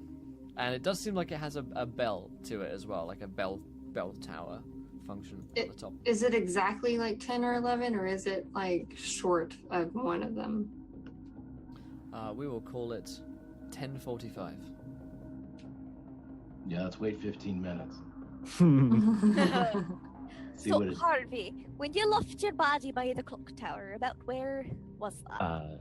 He was in a field. I was in a field, and the clock tower was like in the distance. Oh, in the distance. Yes. Alright. Are there any fields nearby? Yeah. It doesn't seem to be.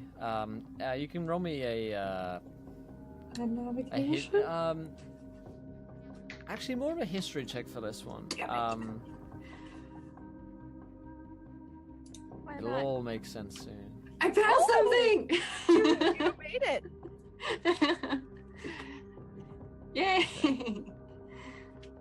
Nice. So, yeah, you know that Milan itself is quite built up quite urbanized, whereas Constantinople isn't as urbanized. So, if there were to be fields of something around, the more likely guess would be for it to be Constantinople. Light bulb. You know how it was like a different time, kind of like it wasn't exactly like the same. Maybe you could go to like the distance. No. No. I'm You trying. mean going the upside down, right? You mean What was the time on the clock tower, Harvey, when you were in the field? Oh, you don't remember that? Yeah. I Alright, no well, idea. you know, it was a good question. the It's okay that you description? don't The know. description was dawn. The sun was coming up when Hart went down. I mean, it may not even be this tower. It could be another one. That's true. But you said it was Milan? I mean, no. All I saw was countryside and a clock tower. Oh, okay. Alright. The description was the Milanese sky. Ah. So, yeah. Just. I mean, technically, the sky is everyone's sky, so you could have a Milanese sky in Constantinople. We're giving Will options with this line of questioning. I mean, Maybe- I would have purposefully misled you guys in any way. So Yeah. I mean, I of course, there is a question as to what we do if we actually find another me. Well, it would depend on if you That's find easy, I shoot corpses or you. not. What? What? I'm joking. We'll figure something out. I mean, if you want all your actual body parts back, But Yeah. I could give you your own. but I'm sure he would object to something like that. I mean, that's if he's not just like, a corpse or something. I mean, it's possible. I We suppose. don't know the condition and state of their possible other body. Well, yes, indeed. so the clock tower, primes itself to strike 11. Oh my. So you got like a minute, I think, when they prime. Well, I think perhaps we head back to the hotel, Oh, rest. wait, let's wait for it to strike 11. And I want to Then hear go how to many strike dings 11. it is. I want to hear how many dings, but I say that we're a good distance from I it. think we should all How maybe many touch it just in dings? case some weird travel-y stuff happens again. If it's like a normal clock tower, it'll ding 11 times. Well, what if it's not? If it's a suicide clock tower, it dings how many times people have died. So if it dings only a few times versus 11, That Oh, was in and- Constantinople. By yeah, the but way- if they said there were similar ones Oh. across other places. By the Okay, way, Hart, you've got white mist all over your ankles. Just same white mist we've seen everywhere. Does he really? Is it cold? It's Or is it cold. just- Yeah, No. it is Can we cold out leave tonight. then, please? I mean, let's just clarify one thing as well. The clock tower does not ding; it dongs. Oh, sorry, dong. Yeah, Yes. Sorry, I was leveling up in an In MMO. dongers. Sorry. I never trust a donger. Exactly. So you actually see, and the moon is quite gibbous tonight, that there is a figure who appears at the top of the clock tower. Appears to be a man. Can we see him well enough from where we're at? It's difficult, but you could roll me spot hiddens. Yeah. I wanna look. Let's attempt it. Nope. No, actually, amazingly, I do not. I'm really good at looking at things, but not this time. Looks like no success. Poor I Harvey. wish I could. Can I do a listen? I've done nothing this entire game. You can roll me a listen Do you want to check, cut actually, somebody's Harvey. eyes out? We'll go pull a stranger aside. Yeah, just They some don't random need- hobo. Are there any hobos around? I got a spoon. We just You know what? them out. I'm just going to do a listen. You can roll me a My listen listen is 20, so why not? Why not? It's only 20. Yeah. Yeah. Are there any hobos around? You don't on your 80? You don't spot any homeless people about. Mine was a. Oh, sorry. 41. 41.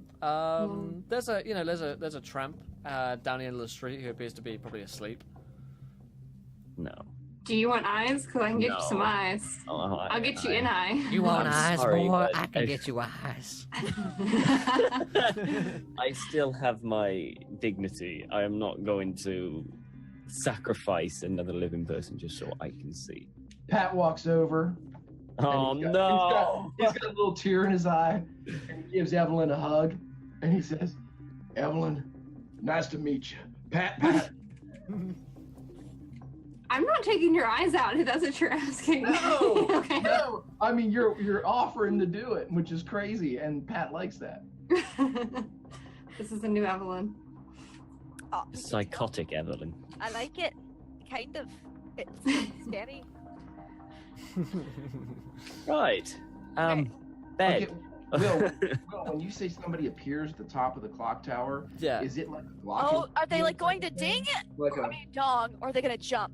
It seems I think okay. that's So dumb. the figure looks as though they've climbed their way up, probably from there's most likely a ladder on the inside of the clock tower from which they've come up from. They don't appear to be about to toll the bell at all. Are they gonna jump? They're standing right on the edge. You can't They're gonna jump. figure out who it is, but you can see that it is a figure of a man, a thin man as well, not particularly. Do I use 20 look?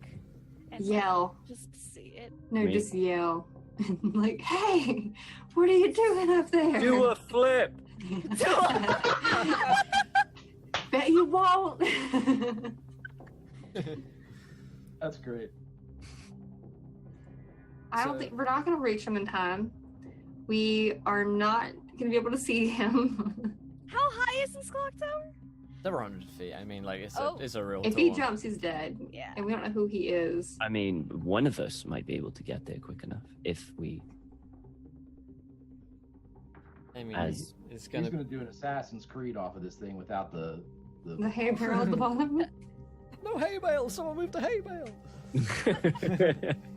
Who left this dirty hay Do there? I see any That's how the carts of Templars hay went. that I could push underneath him?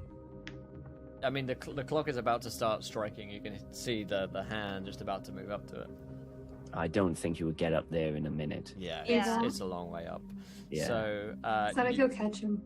yeah. So you hear the clock tower ring dong, and it kind of reverberates out across as the clock strikes 11, and you see the figure of the man just kind of fall in front, just kind of lean forward until there's nothing else to support him, and he just kind of he begins to fall down. His ascent is incredibly quick. You hear the first one dong as his body just slams down onto the pavement with a slap which none of you will be forgetting in a hurry, and you hear the crack of bones breaking in his body and that sickening splat as blood is pouring forth from his broken body. And as he falls, you hear a second dong, So much for that 2 sanity we just got. and the clock stops. It only donged twice. Yeah. I called it. We're at stage 2. Yep. All right. I No, will that go was over bad. and see who it is. Yeah, I was gonna say Pat runs up and rolls a guy over and the scrapes them up. The face, the face is messy, and there isn't really much left of it, but you can tell that this is the face of Harvey Hiddleston. What? So, guys, who is it? I bring Harvey forward so that we're all together at this lovely dead party. So I guess we don't have to worry about that interaction. I'm But sorry, do you what? want your eyes back? Wait, The what? eyes okay, yeah. The eyes okay? What? It's you. We found the other you. He jumped from the clock tower. You look a lot like Paste. Are his eyes okay? Yeah. Yeah, are his eyes okay? But do you want your eyes back? They are retrievable. Do y'all want me to take his eyes? Do you want to say at least one eye? We can get him a cool eye patch for the other eye. I mean, it's not anybody else's eyes, it's your own eyes.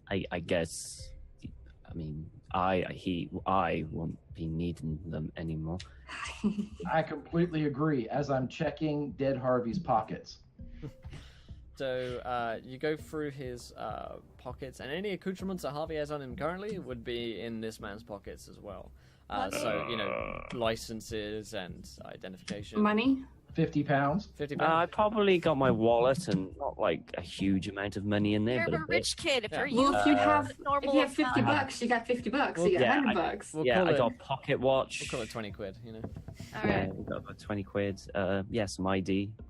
That's pretty much it. Not a huge amount in my pocket.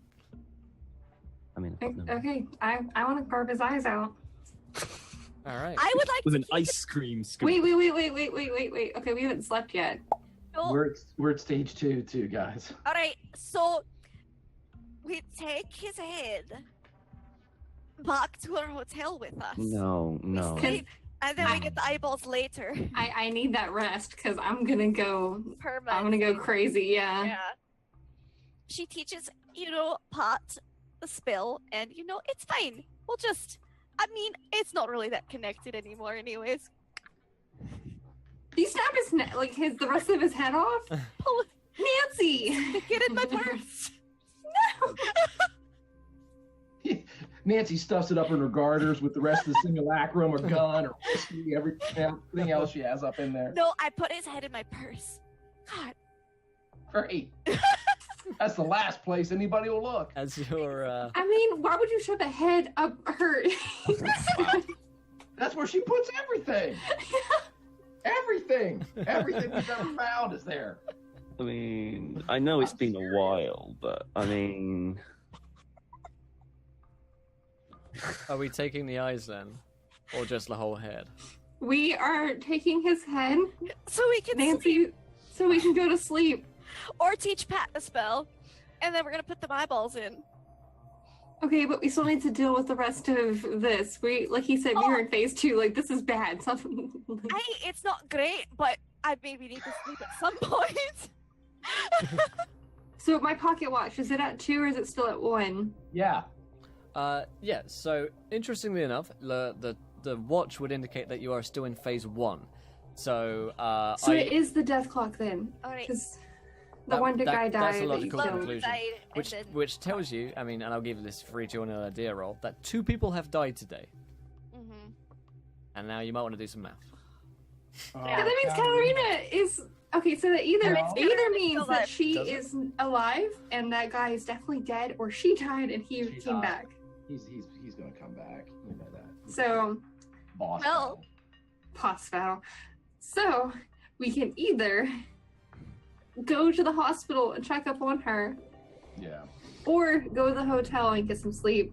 Well, so that if she's not dead now, she'll be alive later. And if she is dead now, there's not much we can do anyway. So I say we just check in at the hospital or with the father because he's gonna send. So as this is happening, Yeah, no. I you will. hear a voice call out, No. and it says, "Terribly sorry, old chaps, but I'm afraid I can't really let you do that." Pendleton. Shoot him, please. Just turn around, aim your gun at him, and shoot him. Whoever it is, I don't even care. You can't see him currently, but you know. Do I recognize the voice? You recognize the voice of being that of Arthur Pendleton, and it's coming from somewhere amidst the gloom, and you notice that the mist is coming up to your kind of knees at this point. I will go in death insane to cut his eyes out. I will, I swear. Hold on.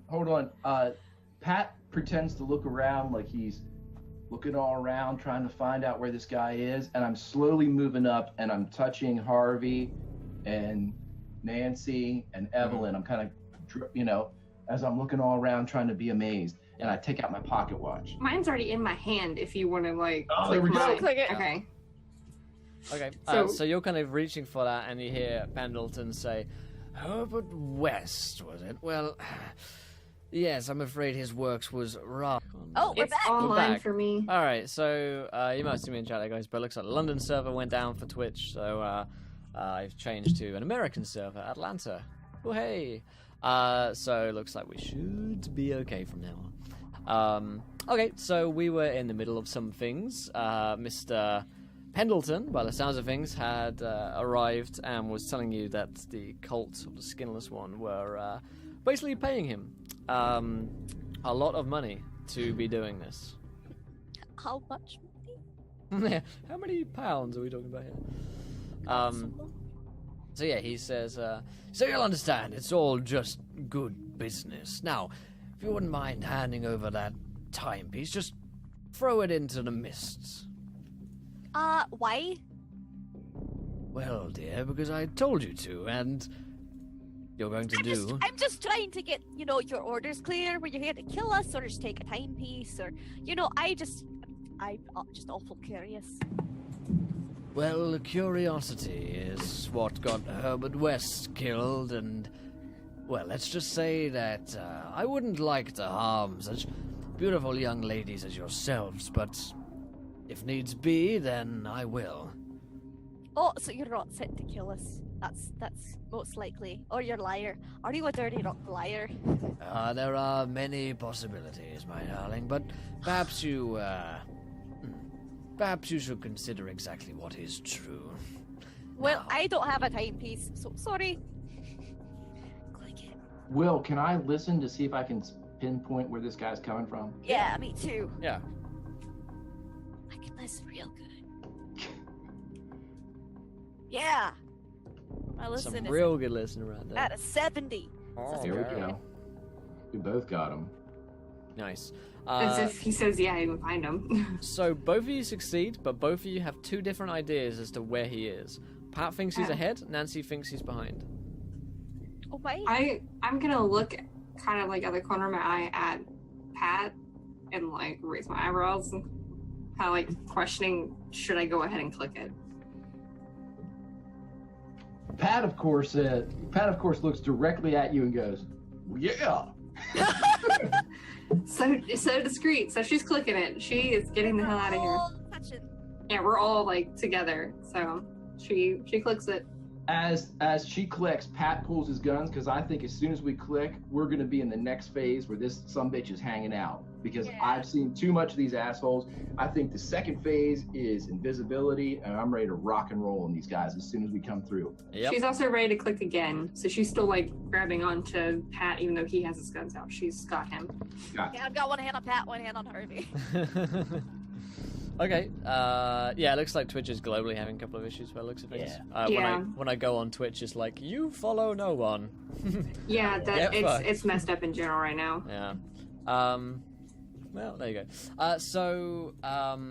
Yeah, you click the timepiece to the second phase, and immediately you see around you, the mist is still there, but it's much clearer in this zone that you see the figure of, well, about 4 figures of Mr. Pendleton, who appears to have the ability to have clones of himself, perhaps, and he does have a pistol, and it is pointed at the group of you. In all 4 scenarios, you are surrounded.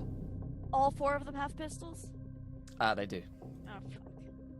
I'm gonna click it again. That's right, take it.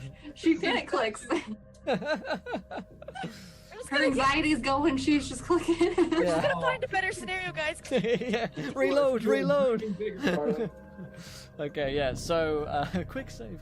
Yeah. So you click it again to free, and you hear a little click from the timepiece, and you see Pendleton's kind of smug smirk as the vista around you changes to one of nebula, and you, as if the sky is in a swirling sea of miasmic chaos. But he is still there with all 4 pistols pointed at you. I'm gonna panic bust it again. Let's go. Oh, great, I'm hungry. He says, "I wouldn't do that if I were," and then you click it. If I were. And you. This is gonna get worse. It's so bad. Yes. It doesn't matter. Yes. I'm completely behind Evelyn in this decision. For Pat is or Greg is? Both of us. I'm with you. Come on. For as you click for the 4th time, you realize that the ground around you is once again crawling with those slavering I'm still a bit slept, so I'm mounds, like, oh, a snack. of insects and worms, but We're not. gonna keep you in our circle. You're not going to the ground. It's worse, though. For the giant clock tower to your side is a writhing beast of chaos and tentacles and unsurmountable amounts of eyes, and you I like see our this first place better. several hundred feet tall, gibbering mound of chaos which has wrapped itself around the city of Milan. And you see this to be one giant appendage of some great beast, and everybody can roll me a sanity check at this point. I can't see it. No, you can't. That is true. Not for... I've seen this in the I world. fail. I fail. Actually, I will ask Harvey to roll me a sanity check on this one, for it bores into your very mind. Oh. Well, lucky you two. Oh no, I'm gonna get I've up seen there. worse. Well, I've heard worse. If it's Have you heard 3 or Nancy more, doing me maggots? too. I mean, Harvey's like, listen, until you've heard your own tongue being cut out of your head. yeah. Okay, who succeeded? Yo. The 2 men. And we can't use luck for sanity. That is No. correct. So the 2 ladies, Evelyn and Nancy, have failed. Yep. Oh Yeah, dear, oh we- dear. I'm gonna need you to roll a 1 or a 2. Oh, All right, Will. oh dear, buddy. Roll little. Oh dear, buddy. Okay, so probably so only Brits will get. So Evelyn, 4. Oh, Nancy, it's 2. gonna be... Oh! 2. No! That could have been so much worse, though. So. That could have been. It was a Still. D12. You could have lost 12. It's bad enough. Damn it! I have gone and I've whatever. So I'm the insane. 2 of you managed You to. lost 1/3 in this. Yeah, we haven't slept. I'm at 10. Oh, I've God. lost 10 since the last sleep. I'm good. I lost 7 I cutting mean- that stupid tongue out of I mean, its mouth. oh no. So you would like a temporary insanity, would you not? Or is it indefinite I insanity? got a right? temporary insanity. I've lost Yes, she'd like 14 a temporary insanity. So you'd like an indefinite. I'm being honest. I'm not gonna lie here. Oh no, It's that's. an indefinite It insanity. should be rewarded. It should be. Alas, it won't be. So, out of character, I appreciate it, honestly. But also, it's terrible for you. So, Dude. Evelyn, you know, there's a deep irony to this. For Mr. Pendleton did say that you were somewhat drawn to these. You know, he jokes that these were, or insinuated, I suppose, that this was a giant kind of phallic shape that you'd be interested in because of him. But your insanity to do with this is that you're terrified of the time. Always, you're constantly checking the time, but you're also terrified of it. For the time and the changing of these zones or phases are what have made you see in this unknowable terror, something that no mortal mind should ever see. And so you're terrified all the time. Time is just a fucking terrifying, scary concept all in all. So have fun of that. Now, as the rest of you see Pendleton, and he's got the gun out. He's still there? He's still here.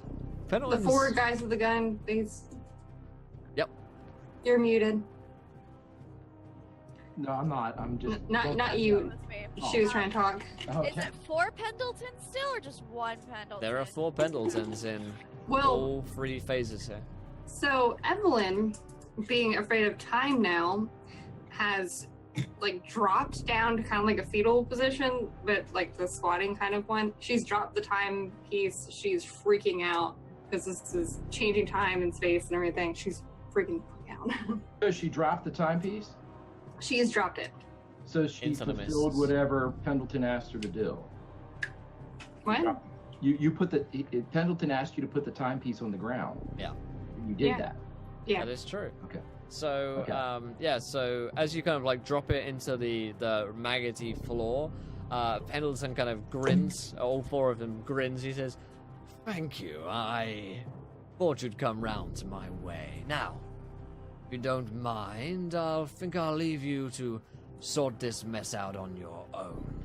And a grasping hand from the floor just kind of just grabs the timepiece and sucks it down into the ground. And what did she do? What did she do? And Pendleton is he turns to leave. All she 4 of dropped them. the timepiece into the maggoty floor, which looks delicious, by the way. And Pat says, "You can't leave us here! You can't leave us here!" Oh, but I'm afraid I can. how? We had a librarian bond. He looks back at Evelyn and says, "Perhaps something could have come of that, but you were rather, frigid." So let me ask you something. If you're going to leave us here to die, do you just work at this library in Milan? You got to be more than that. What are you? Oh, they call me the librarian. That much is true. But there are many libraries in Milan, my friend. You can't leave us here. We've got women. Women? Well, yes, you do, but I'm afraid I'm being paid far, far too much, and not just in gold either. Gross. Ugh. Well, Drugs. who you working for? You working for Fenlick or you working for the Turks? Dear friends of mine, the skinless ones, the Turks, of course. Mehmet Makriat. Makriat knows many things, and, well, he's orchestrated you all to arrive in Constantinople, so I would suggest that you all get on your merry way over there before anything else destroys you, your minds, pitiful as they are. Yeah. What a revolting development. No. Before you leave, what's the time? It's 4. He kind of laughs and says, "Make sure you brush up on your chess for when you meet Makriat. I bid you all adieu." Wait, what's the time? And he is... 4. He leaves the square. Okay, everybody grab up. I pulled one out of my pocket. All right. She's still on the ground. She's freaking out. I grab Harvey because he can't see. I grab Evelyn because she doesn't want to see. And Nancy, grab hold of me. I'm going to click the one that we had to go back to the one. No, not again. I don't want to do it again. I'll grab him and I'll grab some more bugs and just Right before we go, Pat wands his fingers in the back of Nancy's throat real quick to make her vomit. Oh. Gross. She's got a belly full of demon maggots. I mean, I was going to do that earlier, but I forgot. I was gonna do it earlier. Not the strangest thing to happen regarding Fridge this episode, to be fair. Okay, so you grab them all up together and you stick them out. I'm so hungry. And sorry, what's the last thing that Pat wanted to do to try and get him out of it? Just click. my own timepiece. Yeah, okay, yeah. So you're going to click it, and the gibbering mounds of chaotic energy that is the clock tower by the looks of things fades away, and you return to the midnight streets of Milan. Well, that went well. The mists have gone. Well, is Black Harvey still there? Yeah. Harvey's body is still there. Okay. Well, except for the head, because that's my purse. Big purse. Let's get Yeah. out of here. It's like, I figure it's one of those like 20s carpet bags, like kind of Yeah. purse. Yeah. Can we please just rest? Yeah, I completely agree. Let's get back to that hotel. Evelyn's shaking. She's freaking out. Yeah, I was gonna say I gather up Evelyn. You grab Evelyn, I'll grab Harvey. Yeah, Jesus, look at us. We were on top of our game, and look at us. Oh man. Shit. Get back to the inn. Okay. Yeah, it looks like Twitch support has put out an email saying that they've got some global issues right now, so hopefully that gets fixed soon. So if you're experiencing issues, it's probably that rather than anything else. So, okay, so you head back to your lovely little cozy hotel, and you grab a night's sleep. Is there a clock in the room? There is, yes. I throw it out the window. I knew he was going You're a rock star. Not in the drawer, not in the cupboard, out the window. I open the window and I throw it out the window. I don't like smash it, but it's like it's gone. Clock is gone. Nancy would suggest again not separating too much, so Pat and Harvey in one room and the ladies in another room. Yeah. Okay. That makes sense. The last time we all split up, somebody died. Okay. Pat makes another suggestion. How about we sleep on the floor? You go. I'd rather us all have one room, yeah. Yeah, let's just kind of. You know, considering the circumstances, I'll allow it. Come on. If we haven't done anything yet, it ain't gonna happen. I mean, one's married and the other one has some French maid, or French nurse, not maid. I'm sorry. I apologize. Right, you're gonna see Harvey coming. I mean, he's gonna. I don't like what you're insinuating there. He's sneaking up on no one. So, I mean, come on. I couldn't see anything anyway, so they didn't. It's okay, not tonight, but tomorrow. Yeah. Pat my back. Oh, this is mess. The room's gonna stink of rotten flesh. I hope you realize that. Not over the course of one night. It takes a little while. Yeah, is any operation going to happen? I mean, Evelyn, you realize that these eyes are going to decompose. The longer you leave them, I need to sleep. Like, evil never sleeps, Evelyn. Come on. So, I have a indefinite insanity. What happens if I lose more insanity in one day? Does anything else happen, or you get that shit crazy insanity? Okay. I mean, you so can. Yeah, I need sleep. You or can several permanent ones, but okay. What happens if I teach Pat? He just learns it, or does something else happen? Pat would gain the insanity. It would take you a couple of hours to do it. Yeah, you wouldn't lose any insanity. Sorry, he wouldn't gain the insanity. He would lose sanity points. Yeah. But... If Pat wants to learn, I'll teach him, but I need sleep. Like. Well, listen, let's save that for the train when we have some downtime. We still have 2 days. But the eyes are going to go bad by that in 2 days. it's like milk in the fridge. It's like, what's the expiration date? Well, I was just thinking about that. There's an expiration date on the side. Oh, it's gone bad. He's got 3 hours. Honey, do you mind popping down the shops and getting me a couple of new eyes? It's once it gone bad. Yeah, actually, a dozen blues. Nancy is going to go down and be like, can I have a bag of ice? I've got a real bad headache. And just get the ice. Yeah, sure. Yeah, you got a bag of ice. The head fresh longer. I mean, it might be till morning. We're carrying a head around. Yeah. And her purse, so she smells bad, but you can't see it. Wow, what happened to us? We were rolling. Damn. Right. It's like to say Harvey has not done any of this. I blame Redundant for thinking he's going to leave and then coming back. This is your fault. I agree. I agree with that. Ever since that point, it has kind of went. You're the reason we're dying. It was now. since you came back, man. Jeez. I mean, we have been carrying around a mute blind person through all of this, so I think we're doing pretty good considering that. I'm afraid of time now. That's a big problem because a lot of this is time based. So that's really... I wouldn't torment you like that. Come on now. Uh-huh. I don't believe you. You've killed me before. I mean, you killed me twice. You're trying to make me lick people. Lick tongue. Lick tongue and eyeballs. Guys, let's spend the night here. All right. The person, if it's attached to a person, is irrelevant. Just the tongue and eyeball. All right. Plus the spirit. I make sure that the head is on ice in my purse, and we all go to sleep, so the head stays fresher longer. All right, nice fresh head is what you guys are getting in the morning. So, wow, okay, God. that was strange. I'm serious, dude. The group of you wake up in the morning. You do have. Wait. What I want to do is, Pat wants to wake up. If I can, Pat's a soldier. He wakes up at the crack of dawn. When it's about, I don't know, I want to creep over and I want to slide into Nancy's bed and just lay there, sleeping. So when she wakes up, I'm in there with her. Why? So it's like I'm Pat. proving a point. That's the creepiest Proving a thing. point.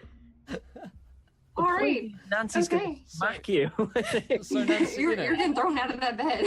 Nancy does that thing where she's like sleeping and then she kind of like wakes up and she's like, she I rests. reach for my flask, and there's a man there instead. No, you turn over, you're resting your head on Pat's chest. It's like, wait a minute, you're resting your head on Pat's chest. What? And I grab the closest thing and I stab him with it. No! Pat's awake. So he can... it's Pat's combat knife, and you stab him through the heart. No. Pat dies instantly. GG team, GG. I say, Nancy, it's me. You hit him with a bag of ice, Right. With the head. I imagine it. I don't care if it's the lamp or like the letter opener or like a packet of stamps. She's just like, ah! So Pat is assaulted by. Right.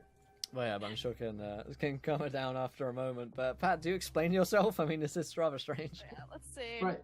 I just stand up and I look at her Oh, and I that's a say, failure. I'm like, ah! Pat grabs it. Listen, if we were going to do anything, enough with this. Don't. She's got like, she's pulling the sheets. She's like, let go of me! Assault her! Harvey wakes up. What's going on? What? Bots What's assaulted me in the sleep. Yes. In What? the She's sleep. right, Harvey. I'm assaulting her. He assaulted her right in the sleep. Harvey gets up, swings, misses, and falls on the floor. Oh. This is a fucking slapstick scene right here. Okay, so as soon as that's all over, Pat goes, all right, you get that all out of our systems? Good. That's the worst thing to happen to us today. Let's make sure that's the worst thing that happens to us today. Did you forget that I'm undergoing surgery in about 5 minutes? Wait, what time is it? Don't worry about that. That's easy. I don't want to go into where people are eating maggots or we're getting shot by 5 or 6 librarians. It is very important that I know what time it is. So... It's morning. But that's not a time. That's. Of course, it's a time. It's like evening's a time, and It's not a time. I really need to know the time. Or don't tell me. You know what? I don't. You're right. I don't need to know. Don't tell me. It's fine. It's totally okay. I don't need to know the time. Okay, but you tell me what time is it? all right. She just ignores me.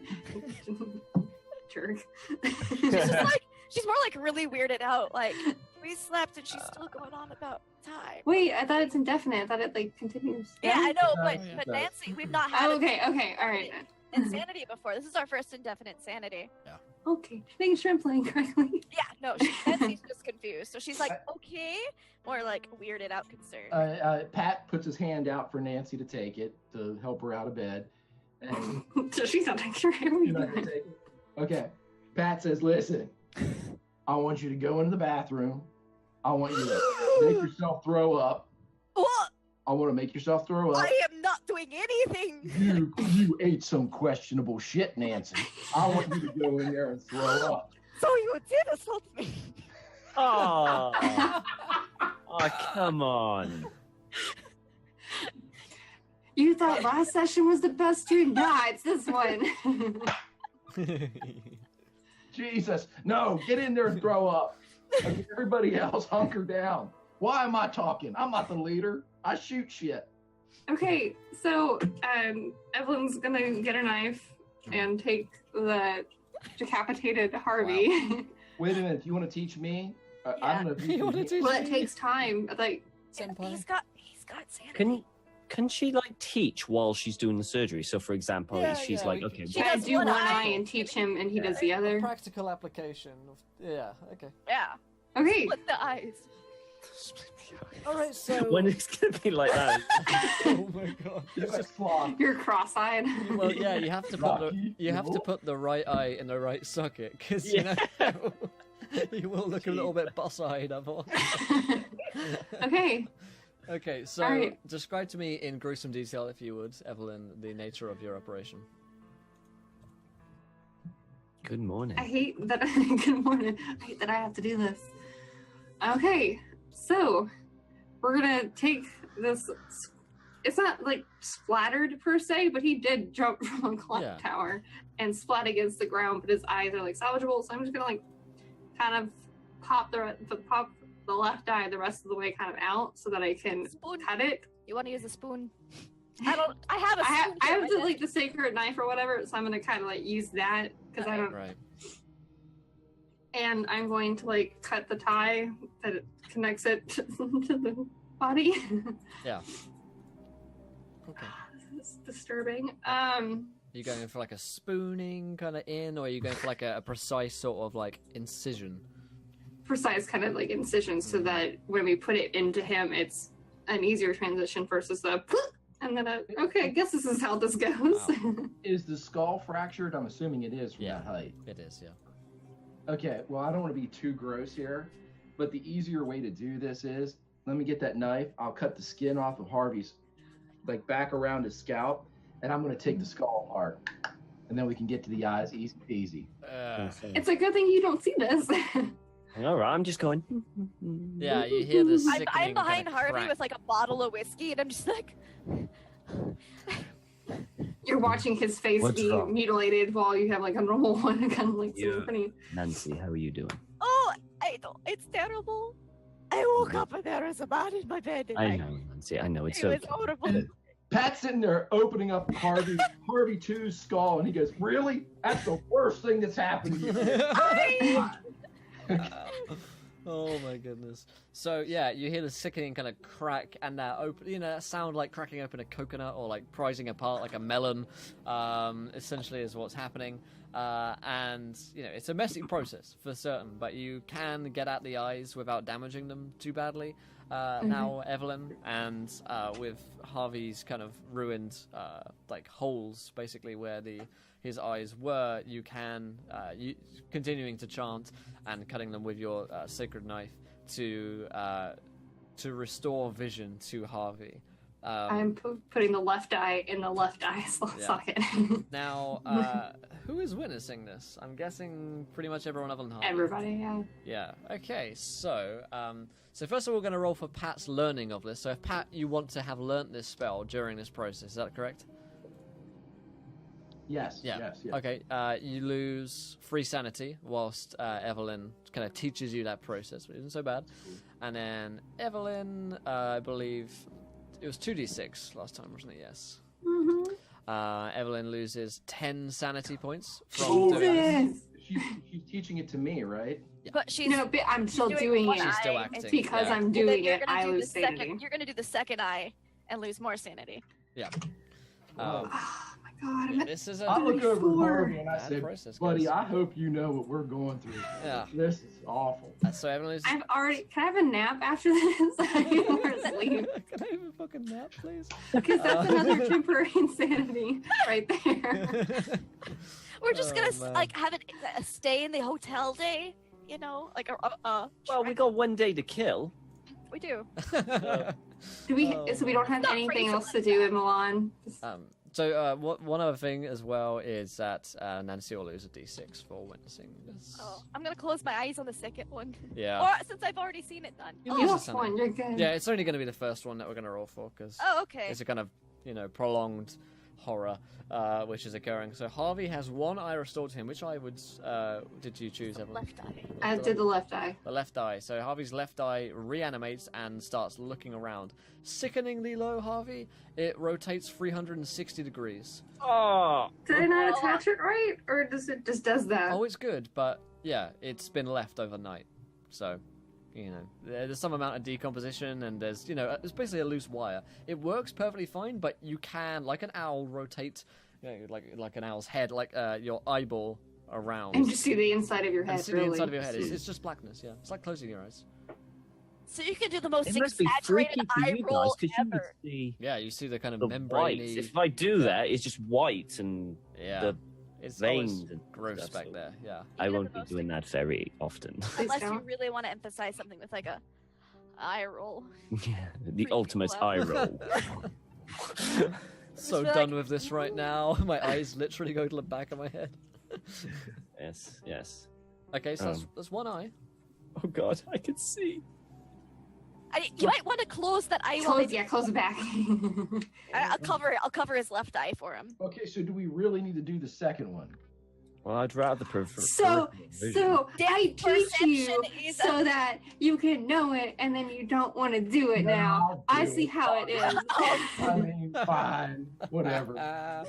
All right, Pat. Depth let's see. perception, it's kind of a thing. He knows how to do it. So you guys don't need to roll any sanity, but Pat will lose 8 sanity points as he does this, which is it's a truly barbaric act which is not to be performed by any mortal, and doing it so Just doing it. Like, breaks the kind of tenebrous fibers of one's soul as you feel something within you kind of tearing and breaking past something which you didn't really know was there before. Perhaps it is your soul, perhaps it's just the knowledge of knowing what you have done. But Harvey's eyes are restored to him.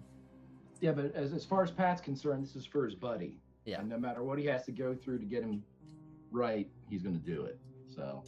I mean, Harvey can see straight away. Yeah, your vision is almost immediately restored to you. It's incredible. How did you? Oh God. He's gonna get up and hug Evelyn and Nancy, basically everyone. Yeah. You feel great, and then you look to the skull on the floor, your prized open head, and they see the brain remain. So that was me. It was definitely you. And other you, really. A little bit. It's just an old suit, buddy. Just an old pair of socks. Don't worry about it. Evelyn's gonna lay down. Yes. Why don't we all take a nap? Yeah, we're gonna skip Group that temporary insanity, and she's just gonna go to bed.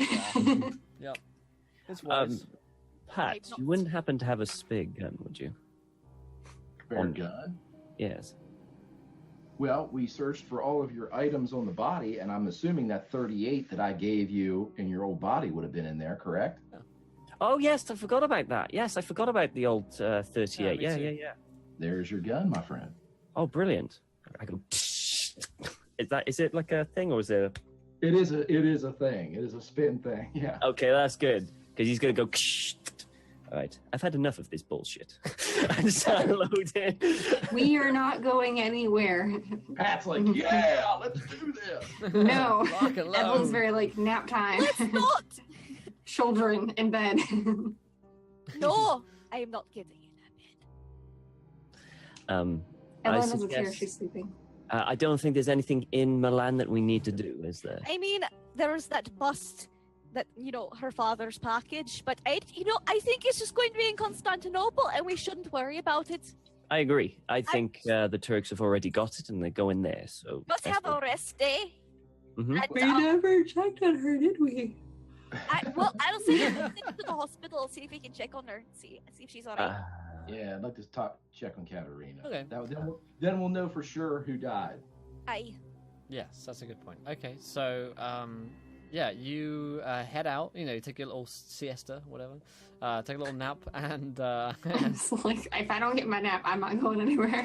He gets grumpy. Really It does not happen. You have a crazy Evelyn on your hands who's going through a lot. Yeah. You're not She needs her you. nap. You're not you when you haven't had a nap, Evelyn.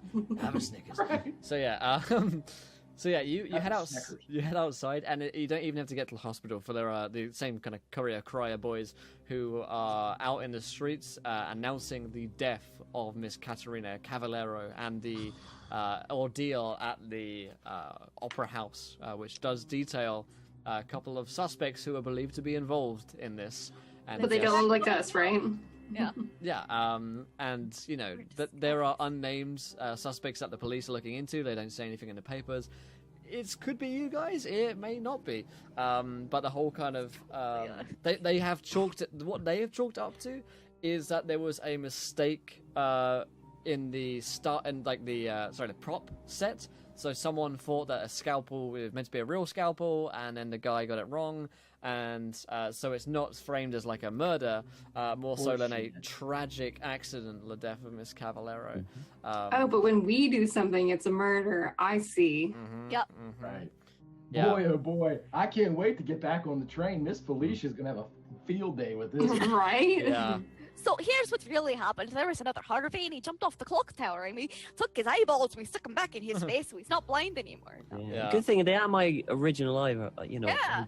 Mouth It's is just as if nothing happened. It does say that one Marco Boldo, who is the chap you met before, who was kind of running things backstage, he's helping with investigations, and he did know that you were there. So, but whether or not he had your names is a different. I don't think he did. He's also the one that we saved from a flaming, death-driven chariot that came. Yeah. That is also true. Right. All right. Thanks, So, Marco. should we just rest for the day and then get on the train tomorrow? I think that's a great idea, just a rest day. Yes, let's What? do that. Why don't we rest at the? You guys want to rest back at the hotel where we were, or do you guys want to rest at Father Angelico's? Should we? Do we need to talk to him again? I No, we don't don't think need we to should talk to press him. our luck. I know, but Okay. if we don't need to talk to him again, I say we Yes. don't go. Hotel. Yes, I agree. I'm Just fine. we just stay low, lay low, and sleep. Nancy's not gonna sleep until she's gonna be watching Pat. Pat just starts snoring. So, Pat wakes up with Nancy right next. She's just staring at him, Yeah. with all right. So Will, I want to do the exact same thing I did. If she falls asleep, I'm gonna wait until about 5:30, and then I'm gonna do that. Oh God. the witching hour. Yeah. So okay. Yeah. So you guys take your nap and feel well rested until about 5:30. And so yeah, you have a little time to kill, I guess. If there's anything else you wanted to do in Milan, we could do it now. We're done or with this place. We can skip Bye. ahead to Bye, Milan. see you, Milan. Never coming back here again. Okay. Or Lisanne. Or As we're walking away, Pat puts his hand on Nancy's shoulder and he goes, "I'll never forget Milan."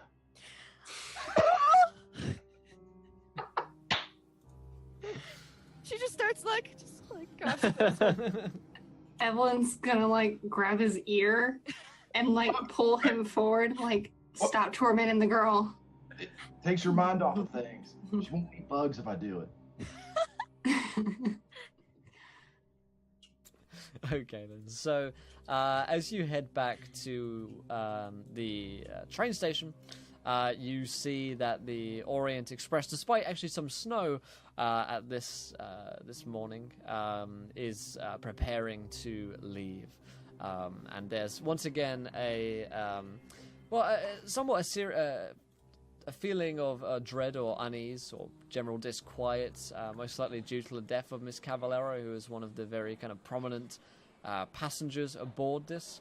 The staff seem to be quite sullen, and the rest of the line goes by quite kind of quietly as well until eventually you guys can board onto the train and once again find your carriage and your rooms. Is there a clock in my room? There isn't. Okay. No, there isn't a clock in your room. Okay. And just because this could come back to bite us, Nancy would have taken like the remnants of Harvey's head when they were like out walking and see the news, and like just like put a few different pieces in a few different like trash piles and alleys, so like it couldn't be traced back to like the owners of that room. There's Yeah, the blood stain on the floor, the blood but no stain. problem. she gets some little salt and lemon juice. Yeah. For it a little So bit. almost immediately, as you enter and the train sets on its way, you are accosted by a familiar lady. Who No. I'm sure you are all expecting a visit by. She knocks on your door, and she's actually going to knock on Mr. Patterson's door, and also Nancy's, which is opposite. Has she seen Oh no, Harvey? our doors are opposite. It's too close. It's too close. Too close. It's too soon. Has she seen Harvey since his eyes were out?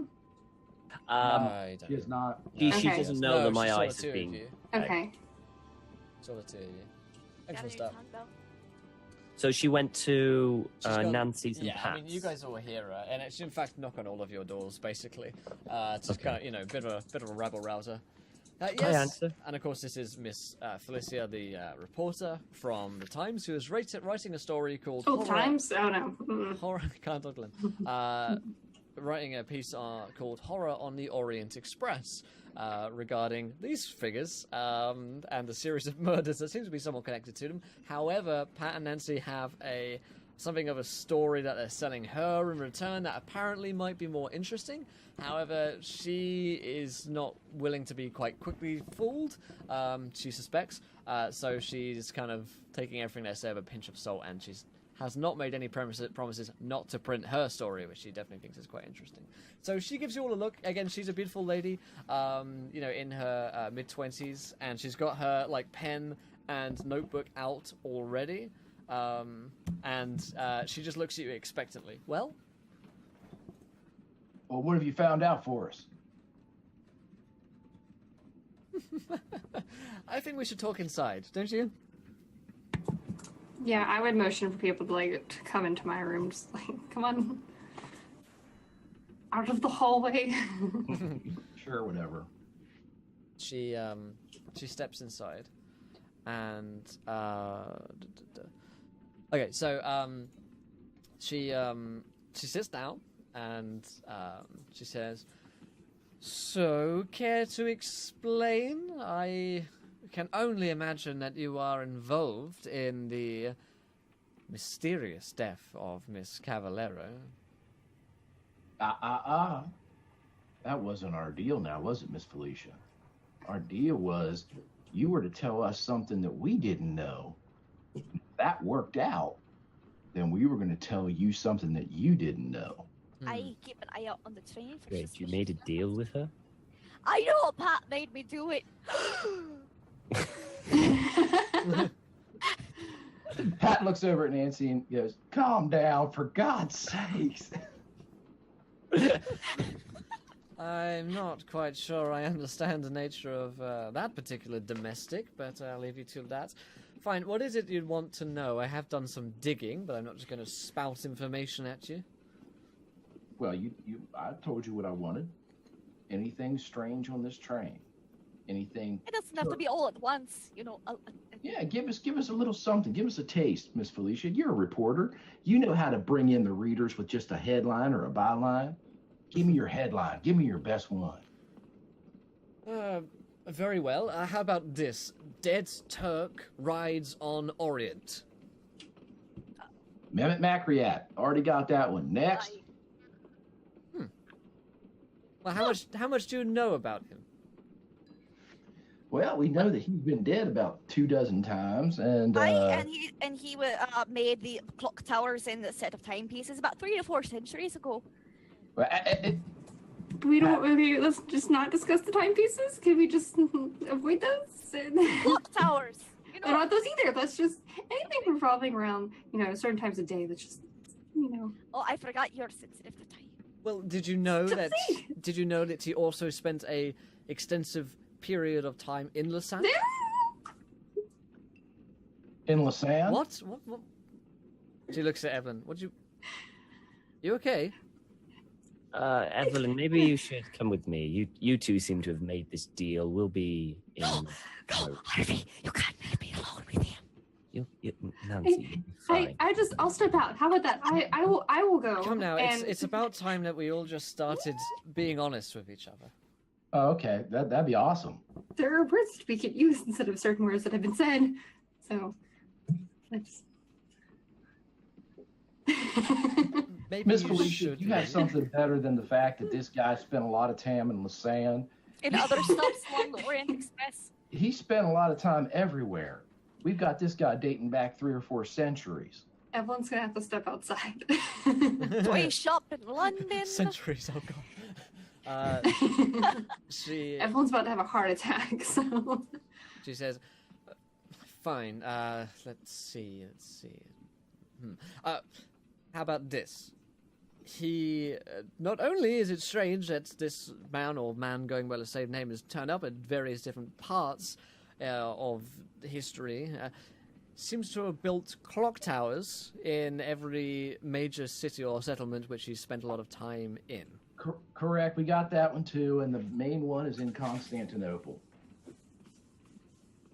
Well, it seems like you know an awful lot about this man. Do you know why? He specifically built clock towers? I think I do. Oh. Well. So, this is all going to sound rather fantastical and strange. Try us. Very well. So, there is a statue, or a rumor of a statue, which is said to be scattered across Europe, known as the Sedefkar. Let me see what I wrote. I don't know how you say it. Sedefkar Simulacrum, I believe. That's a very strange name. Which has been scattered about Europe, which is said by this certain brand of heathens originating from the east to hold great power. Now, there is also said that there is only a right time for the power of the statue to be drawn together. And these babbling prophecies written by madmen from centuries ago, they speak of a certain time during which, when the pieces of this statue are brought together, then all of the clock towers ring out in unison, and it heralds, well, the end of the world. Or some other similar nonsense. Pat leans forward and gets kind of almost nose to nose with Miss Felicia, and he says, "Did you find out what the right time was?" She kind of like backs away a little bit from your close facial proximity. And Nancy's just nodding. I thought we had a deal. Yes, we did. And that's information that I did not know. And I reached down, and we're in Evelyn's room, correct? Yeah. Yep. I pull out wherever Evelyn keeps the scrolls that we got from. Yeah. And I pull them out and I open them up, facing her. Oh shit! She has to roll a sanity check. Yes, she does. Yes, she does. Fucking reporter lady. The revenge. Oh, she saves. Oh, what a boss bitch. Damn. Haha, you can't turn the tables on me. So, You tried. So she looks at about this, head of Harvey? Her eyes widen in amazement, the kind of amazement that you recognize and having seen on your own faces or the companions, that there is something powerful within these scrolls and something which, you know, is unquestionable, which is definitely real. And she kind of eyes widen in astonishment. She says, So that's real. There actually are scrolls. Yeah, so if I roll them back up. Those scrolls, there was something about them, something which draws you in. Something like that. Aye. So this Makriat, he's a descendant, ancestor of the original? No. He's the original. Oh, come now. That can't be true. I mean, that was hundreds of years ago. No one would survive. That's why it's weird. I lean in again and I say, what's the better story, Miss Felicia? Is he the ancestor? Same guy. Huh. Interesting. Yes. I mean, it's hardly possible, but... Oh, and the ghost trade is impossible. So, well, so you're telling me... Wait, so the ghost trade was real? What do you think? This is all rather marvelous. So, what you're telling me is that the same Macret has visited different cities across the world in order to create... Set up the end of the world. Why would anyone do so? I mean, the end of the world is... He must be a madman. Crazy! Informing freaky cults with, like, no flesh. Like, skinning people. Yeah, but that... I mean, you can convince me, perhaps, at a stretch, that it's the same man, perhaps fueled by some strange science, but... The end of the world is a rather bit... I'm sorry, much. the simple fact we don't need to convince you. We have told you some information that you did not know. Whether you believe it or not is entirely up to you. Fine. Very well. Ooh, tell him. But why those locations? Why those towns and cities? Well, Miss Felicia, that's why we have you. So we can find out and stop it. Well, it must be of some significance, no? You wouldn't just build towers in random places, just build them next to each other.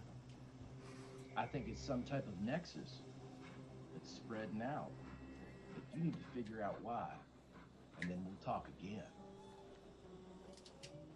Well, I'll see what I can dig up, but... How long ago was the Count Fenelic? How long ago was that? In which part, I guess? Like when he was like partying it up and was still alive. Oh, I And believe he had that the was the whole thing 1700s, I believe, when he was... Okay. Oh, with his sex dungeon and stuff. Yeah, his crazy sex dungeon. 'Cause she was gonna theorize that if it was longer than the amount of time, the reason he built those clock towers there is because he thought pieces of the simulacrum were there.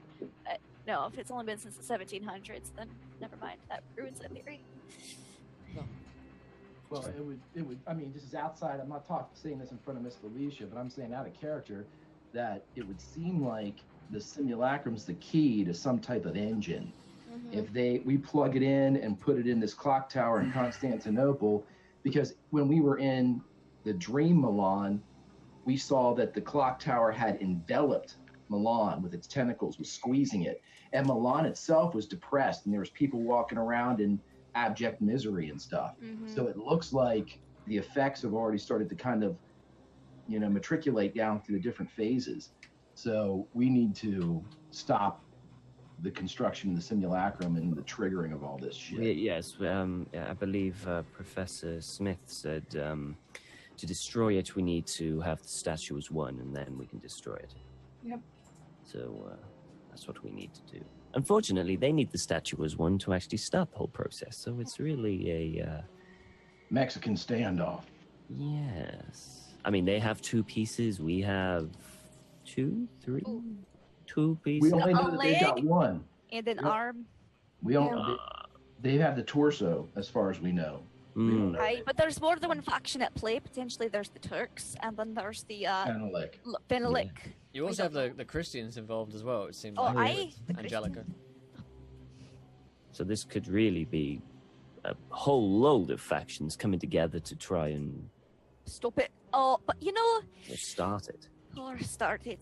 Because it can only be destroyed at the same place it can be triggered for the end of the world. So, Mhm. it's like whoever gets there with all the pieces first wins. Well, the way I see this is it's all going to go down in Constantinople at that particular clock tower. So what I would prefer to do is come up with some sort of strategy plan to get hold of those. What's It's our an next? arms race. Isn't that our next stop, Constantinople? Yes. How long of a train ride is that? It's not our next stop. No? No. If you have another stop along the way. Do we? I don't know. I don't know. I I don't wrote know all it the down. stops. I never knew all the stops. I've just been I going thought it like, was after Milan. Find my notes for you. thank you. Oh, thanks. Sorry, whilst I go diving in for this, there's there's 50 pages on this on the exact route. Yeah. I think there were a couple of stops that I just glanced Bill, over. you told us that we have Paris, Milan, Yep. Venice, Tris, Tris, Tris, Venice? Fresnay, and then we have Venice, Tris, Siberia, and Sofia. I don't know what that means, but Okay. So that's what we got before. That would seem concurrent in my notes. So you got a couple of stops along the way still. Okay, so we have a few stops left. Oh. Oh, we've got a few pieces to pick up too. Let's see, that's 1, 2, 3, 4. Another arm, another leg. Yeah, no, that sounds about right. You might get lucky. Might get a little lucky. Am I feeling lucky? Let's find out, Google. So she, Miss Felicia says, so, I suppose, who exactly are you people? What are you, are you madmen like him?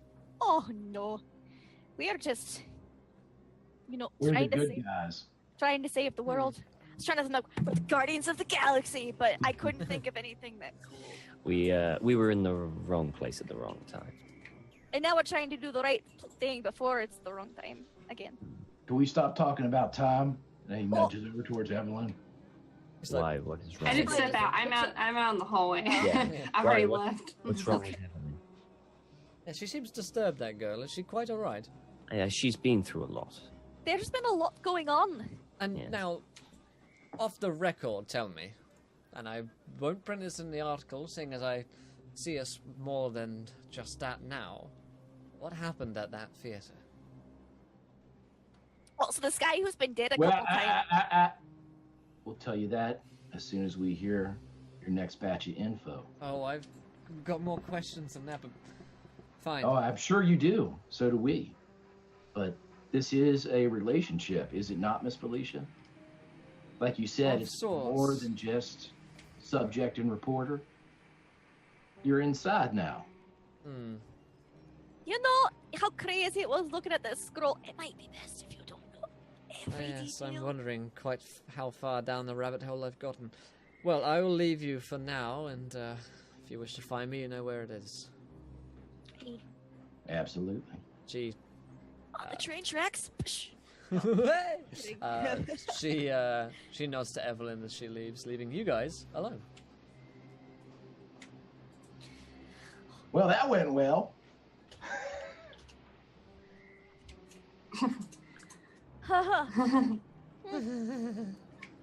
So, you do realize she could very well be working for someone else, right? I hope so. We haven't given her anything that they don't already know. It's very true. It's very true. They know we have the scrolls. We didn't show them any of the pieces of the simulacrum. We didn't know we even knew the simulacrum. Yes, she doesn't know we have any of the pieces. Correct. That's safe. Very true. Okay. So you guys kind of retire to your cabins and wine and dine. And seeing as you guys do spend some time on the Orient, Yes. Oh, hell yes. Give it to us, Will. 3 sanity points is what is restored to you all. That's how much I lost watching Harvey get his eyeballs. Yeah, That's actually how much I lost as well, so I'm back up. Hey, good job. I'm still going low. I'm crazy. So spending time on the Orient does restore Lots of whiskey. some time to you all, and it's one night late when Felicia returns to you all again late at night, knocking on your door furiously, and she has like a map out before her, and she says, "Can I come in? I think I have something." Sure. All right. So she comes into the chamber with you and kind of lays out this map, which you realize to be not a map of any place in particular, like a building or any map of England that you've seen. It's like an astrology map, a map of the cosmos. And she says, so I plotted the line of clock towers exactly where they were, as if they were on a map overhead. You see, and she's talking very quickly because she's very excited about all of this, and she kind of points to a little sketch that she has, which shows the kind of points on the map from Constantinople to San, and including several other clock towers on it as well, which she suspects to be ones created by Macria. And she says, so I took that shape there, just the shape of it, and I kind of drew it together, and you see the shape there. So it's basically a kind of curvy sort of line. And then I thought, what if it's like an overhead view or something? And then I thought, well, what has an overhead view? Well, we look upwards, and I saw the stars. So what if it's a constellation? What if when the stars align, something happens? Something bad. Is there a normal time where these stars align? I mean, it might be some good research in the next place at the library. It's very, very good theory. I think Does that's. Does it look like any constellations I'd recognize potentially? I don't think I have astronomy. it's completely unfamiliar to. Yeah. Okay. Like it's not a normal constellation, it's like Orion's belt or something like that. Because it could be around the time that we arrive there is around the time that these stars align. Mm-hmm. It's a very good theory. I mean, how much do you want to bet that all these stars align at the exact point in Constantinople when he... And it could be possible. This means that he's been planning this for centuries upon centuries. All for this Not unlikely. one constellation to appear? I mean, why? To end the world. Oh, come on now. It must be part of the world, so... Come on, Miss Felicia. Don't I feel like I wouldn't say is necessarily a part of this world. The thing that gets me is that if this guy has been trying to do this for potentially hundreds of years, perhaps he's gotten enemies over the time, and we could use them to get to him. Maybe allies out there. The enemy of my enemy is my friend. Exactly. That could also not be the case, though. Could be everybody is my enemy. So yes, that's true. It's very true. It could be, but if we could use them to fight each other, to weaken them. Right. We know that Macriat's doing it for a specific purpose with the constellations. Well, then what is Fenwick doing? He's got a whole different objective. He's not working with Macriat. I mean, for all we know, it's just could be a way to get power, and they all could be doing it just to get this power. Right. So it could be a physical thing, maybe enough power to destroy the world, like a weapon.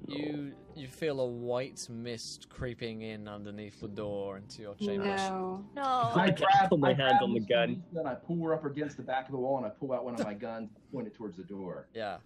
Like I get her behind me. This is the early warning signs. If you see this, you should not touch it. Okay. What's happening? Bad things. And find out next time on Dragon Ball Z. Bad things, boy. There's a storm coming.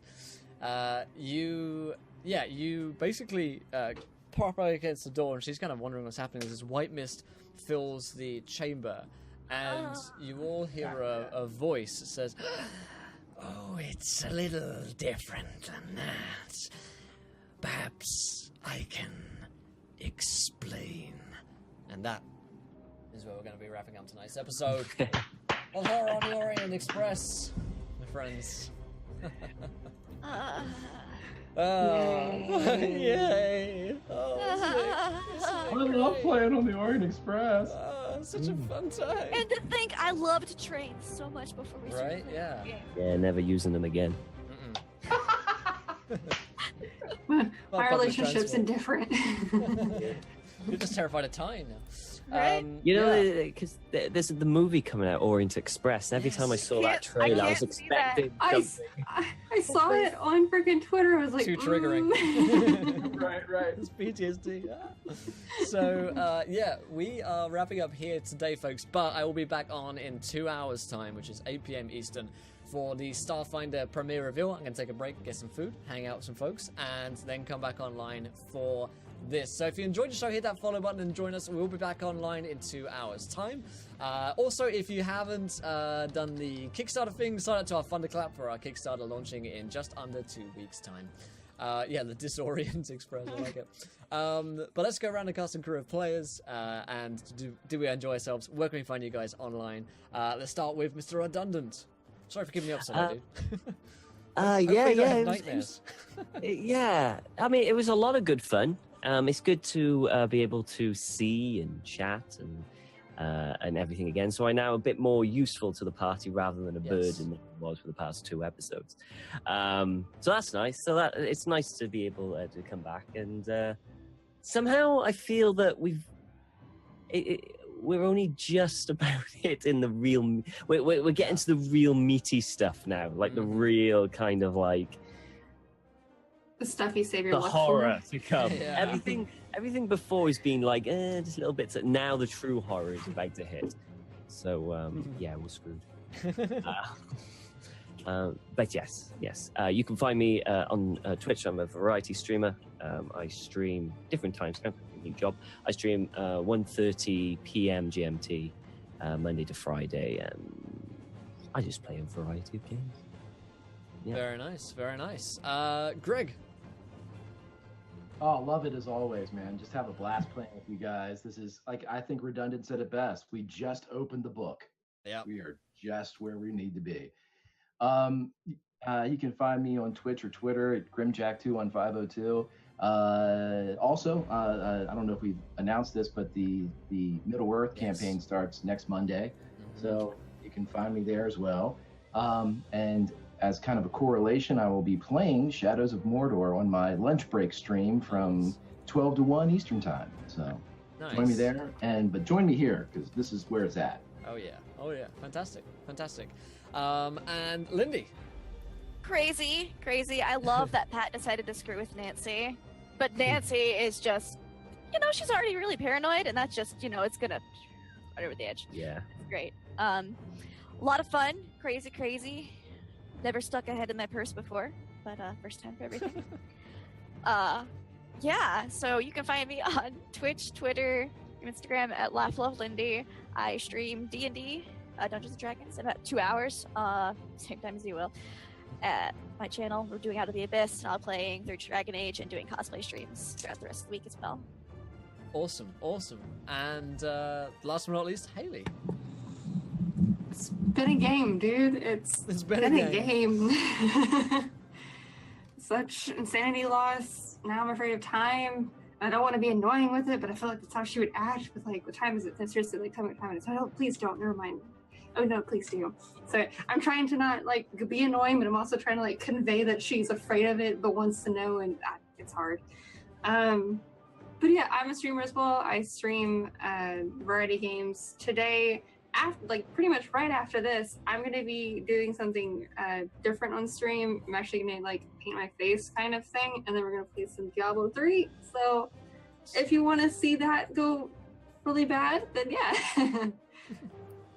It can't go worse than this, though. So, so you'll be fine. Yeah. Everything else in relation to the events of Call of Cthulhu is a fucking walk in the park. So, there's one thing this game gives us, it's a sense of perspective. So, hopefully you guys enjoyed today's session. This is the end of the season, but that doesn't really mean too much for this because we're picking up next week. However, we will have an adjusted time of Wednesdays at 1 p.m. So we're going from Tuesdays to Wednesdays. We're bumping up the schedule. You guys love it so much. Wanted to give it to you some more, and we've got a whole new season. This is the longest running season of Call of Cthulhu on Encounter Roleplay that's ever happened. So you guys are the survivors for now. Still playing the same characters after a season, so you can pat yourselves on the back for that, and we'll see to getting some skill upgrades for next season as well for you guys. So look forward to that, and until next time, guys, tune in that once. We want to be laughing when you do, and I'll see you at 8 p.m. for the Starfinder premiere reveal. Super exciting stuff. See you guys then. Bye-bye. Bye-bye.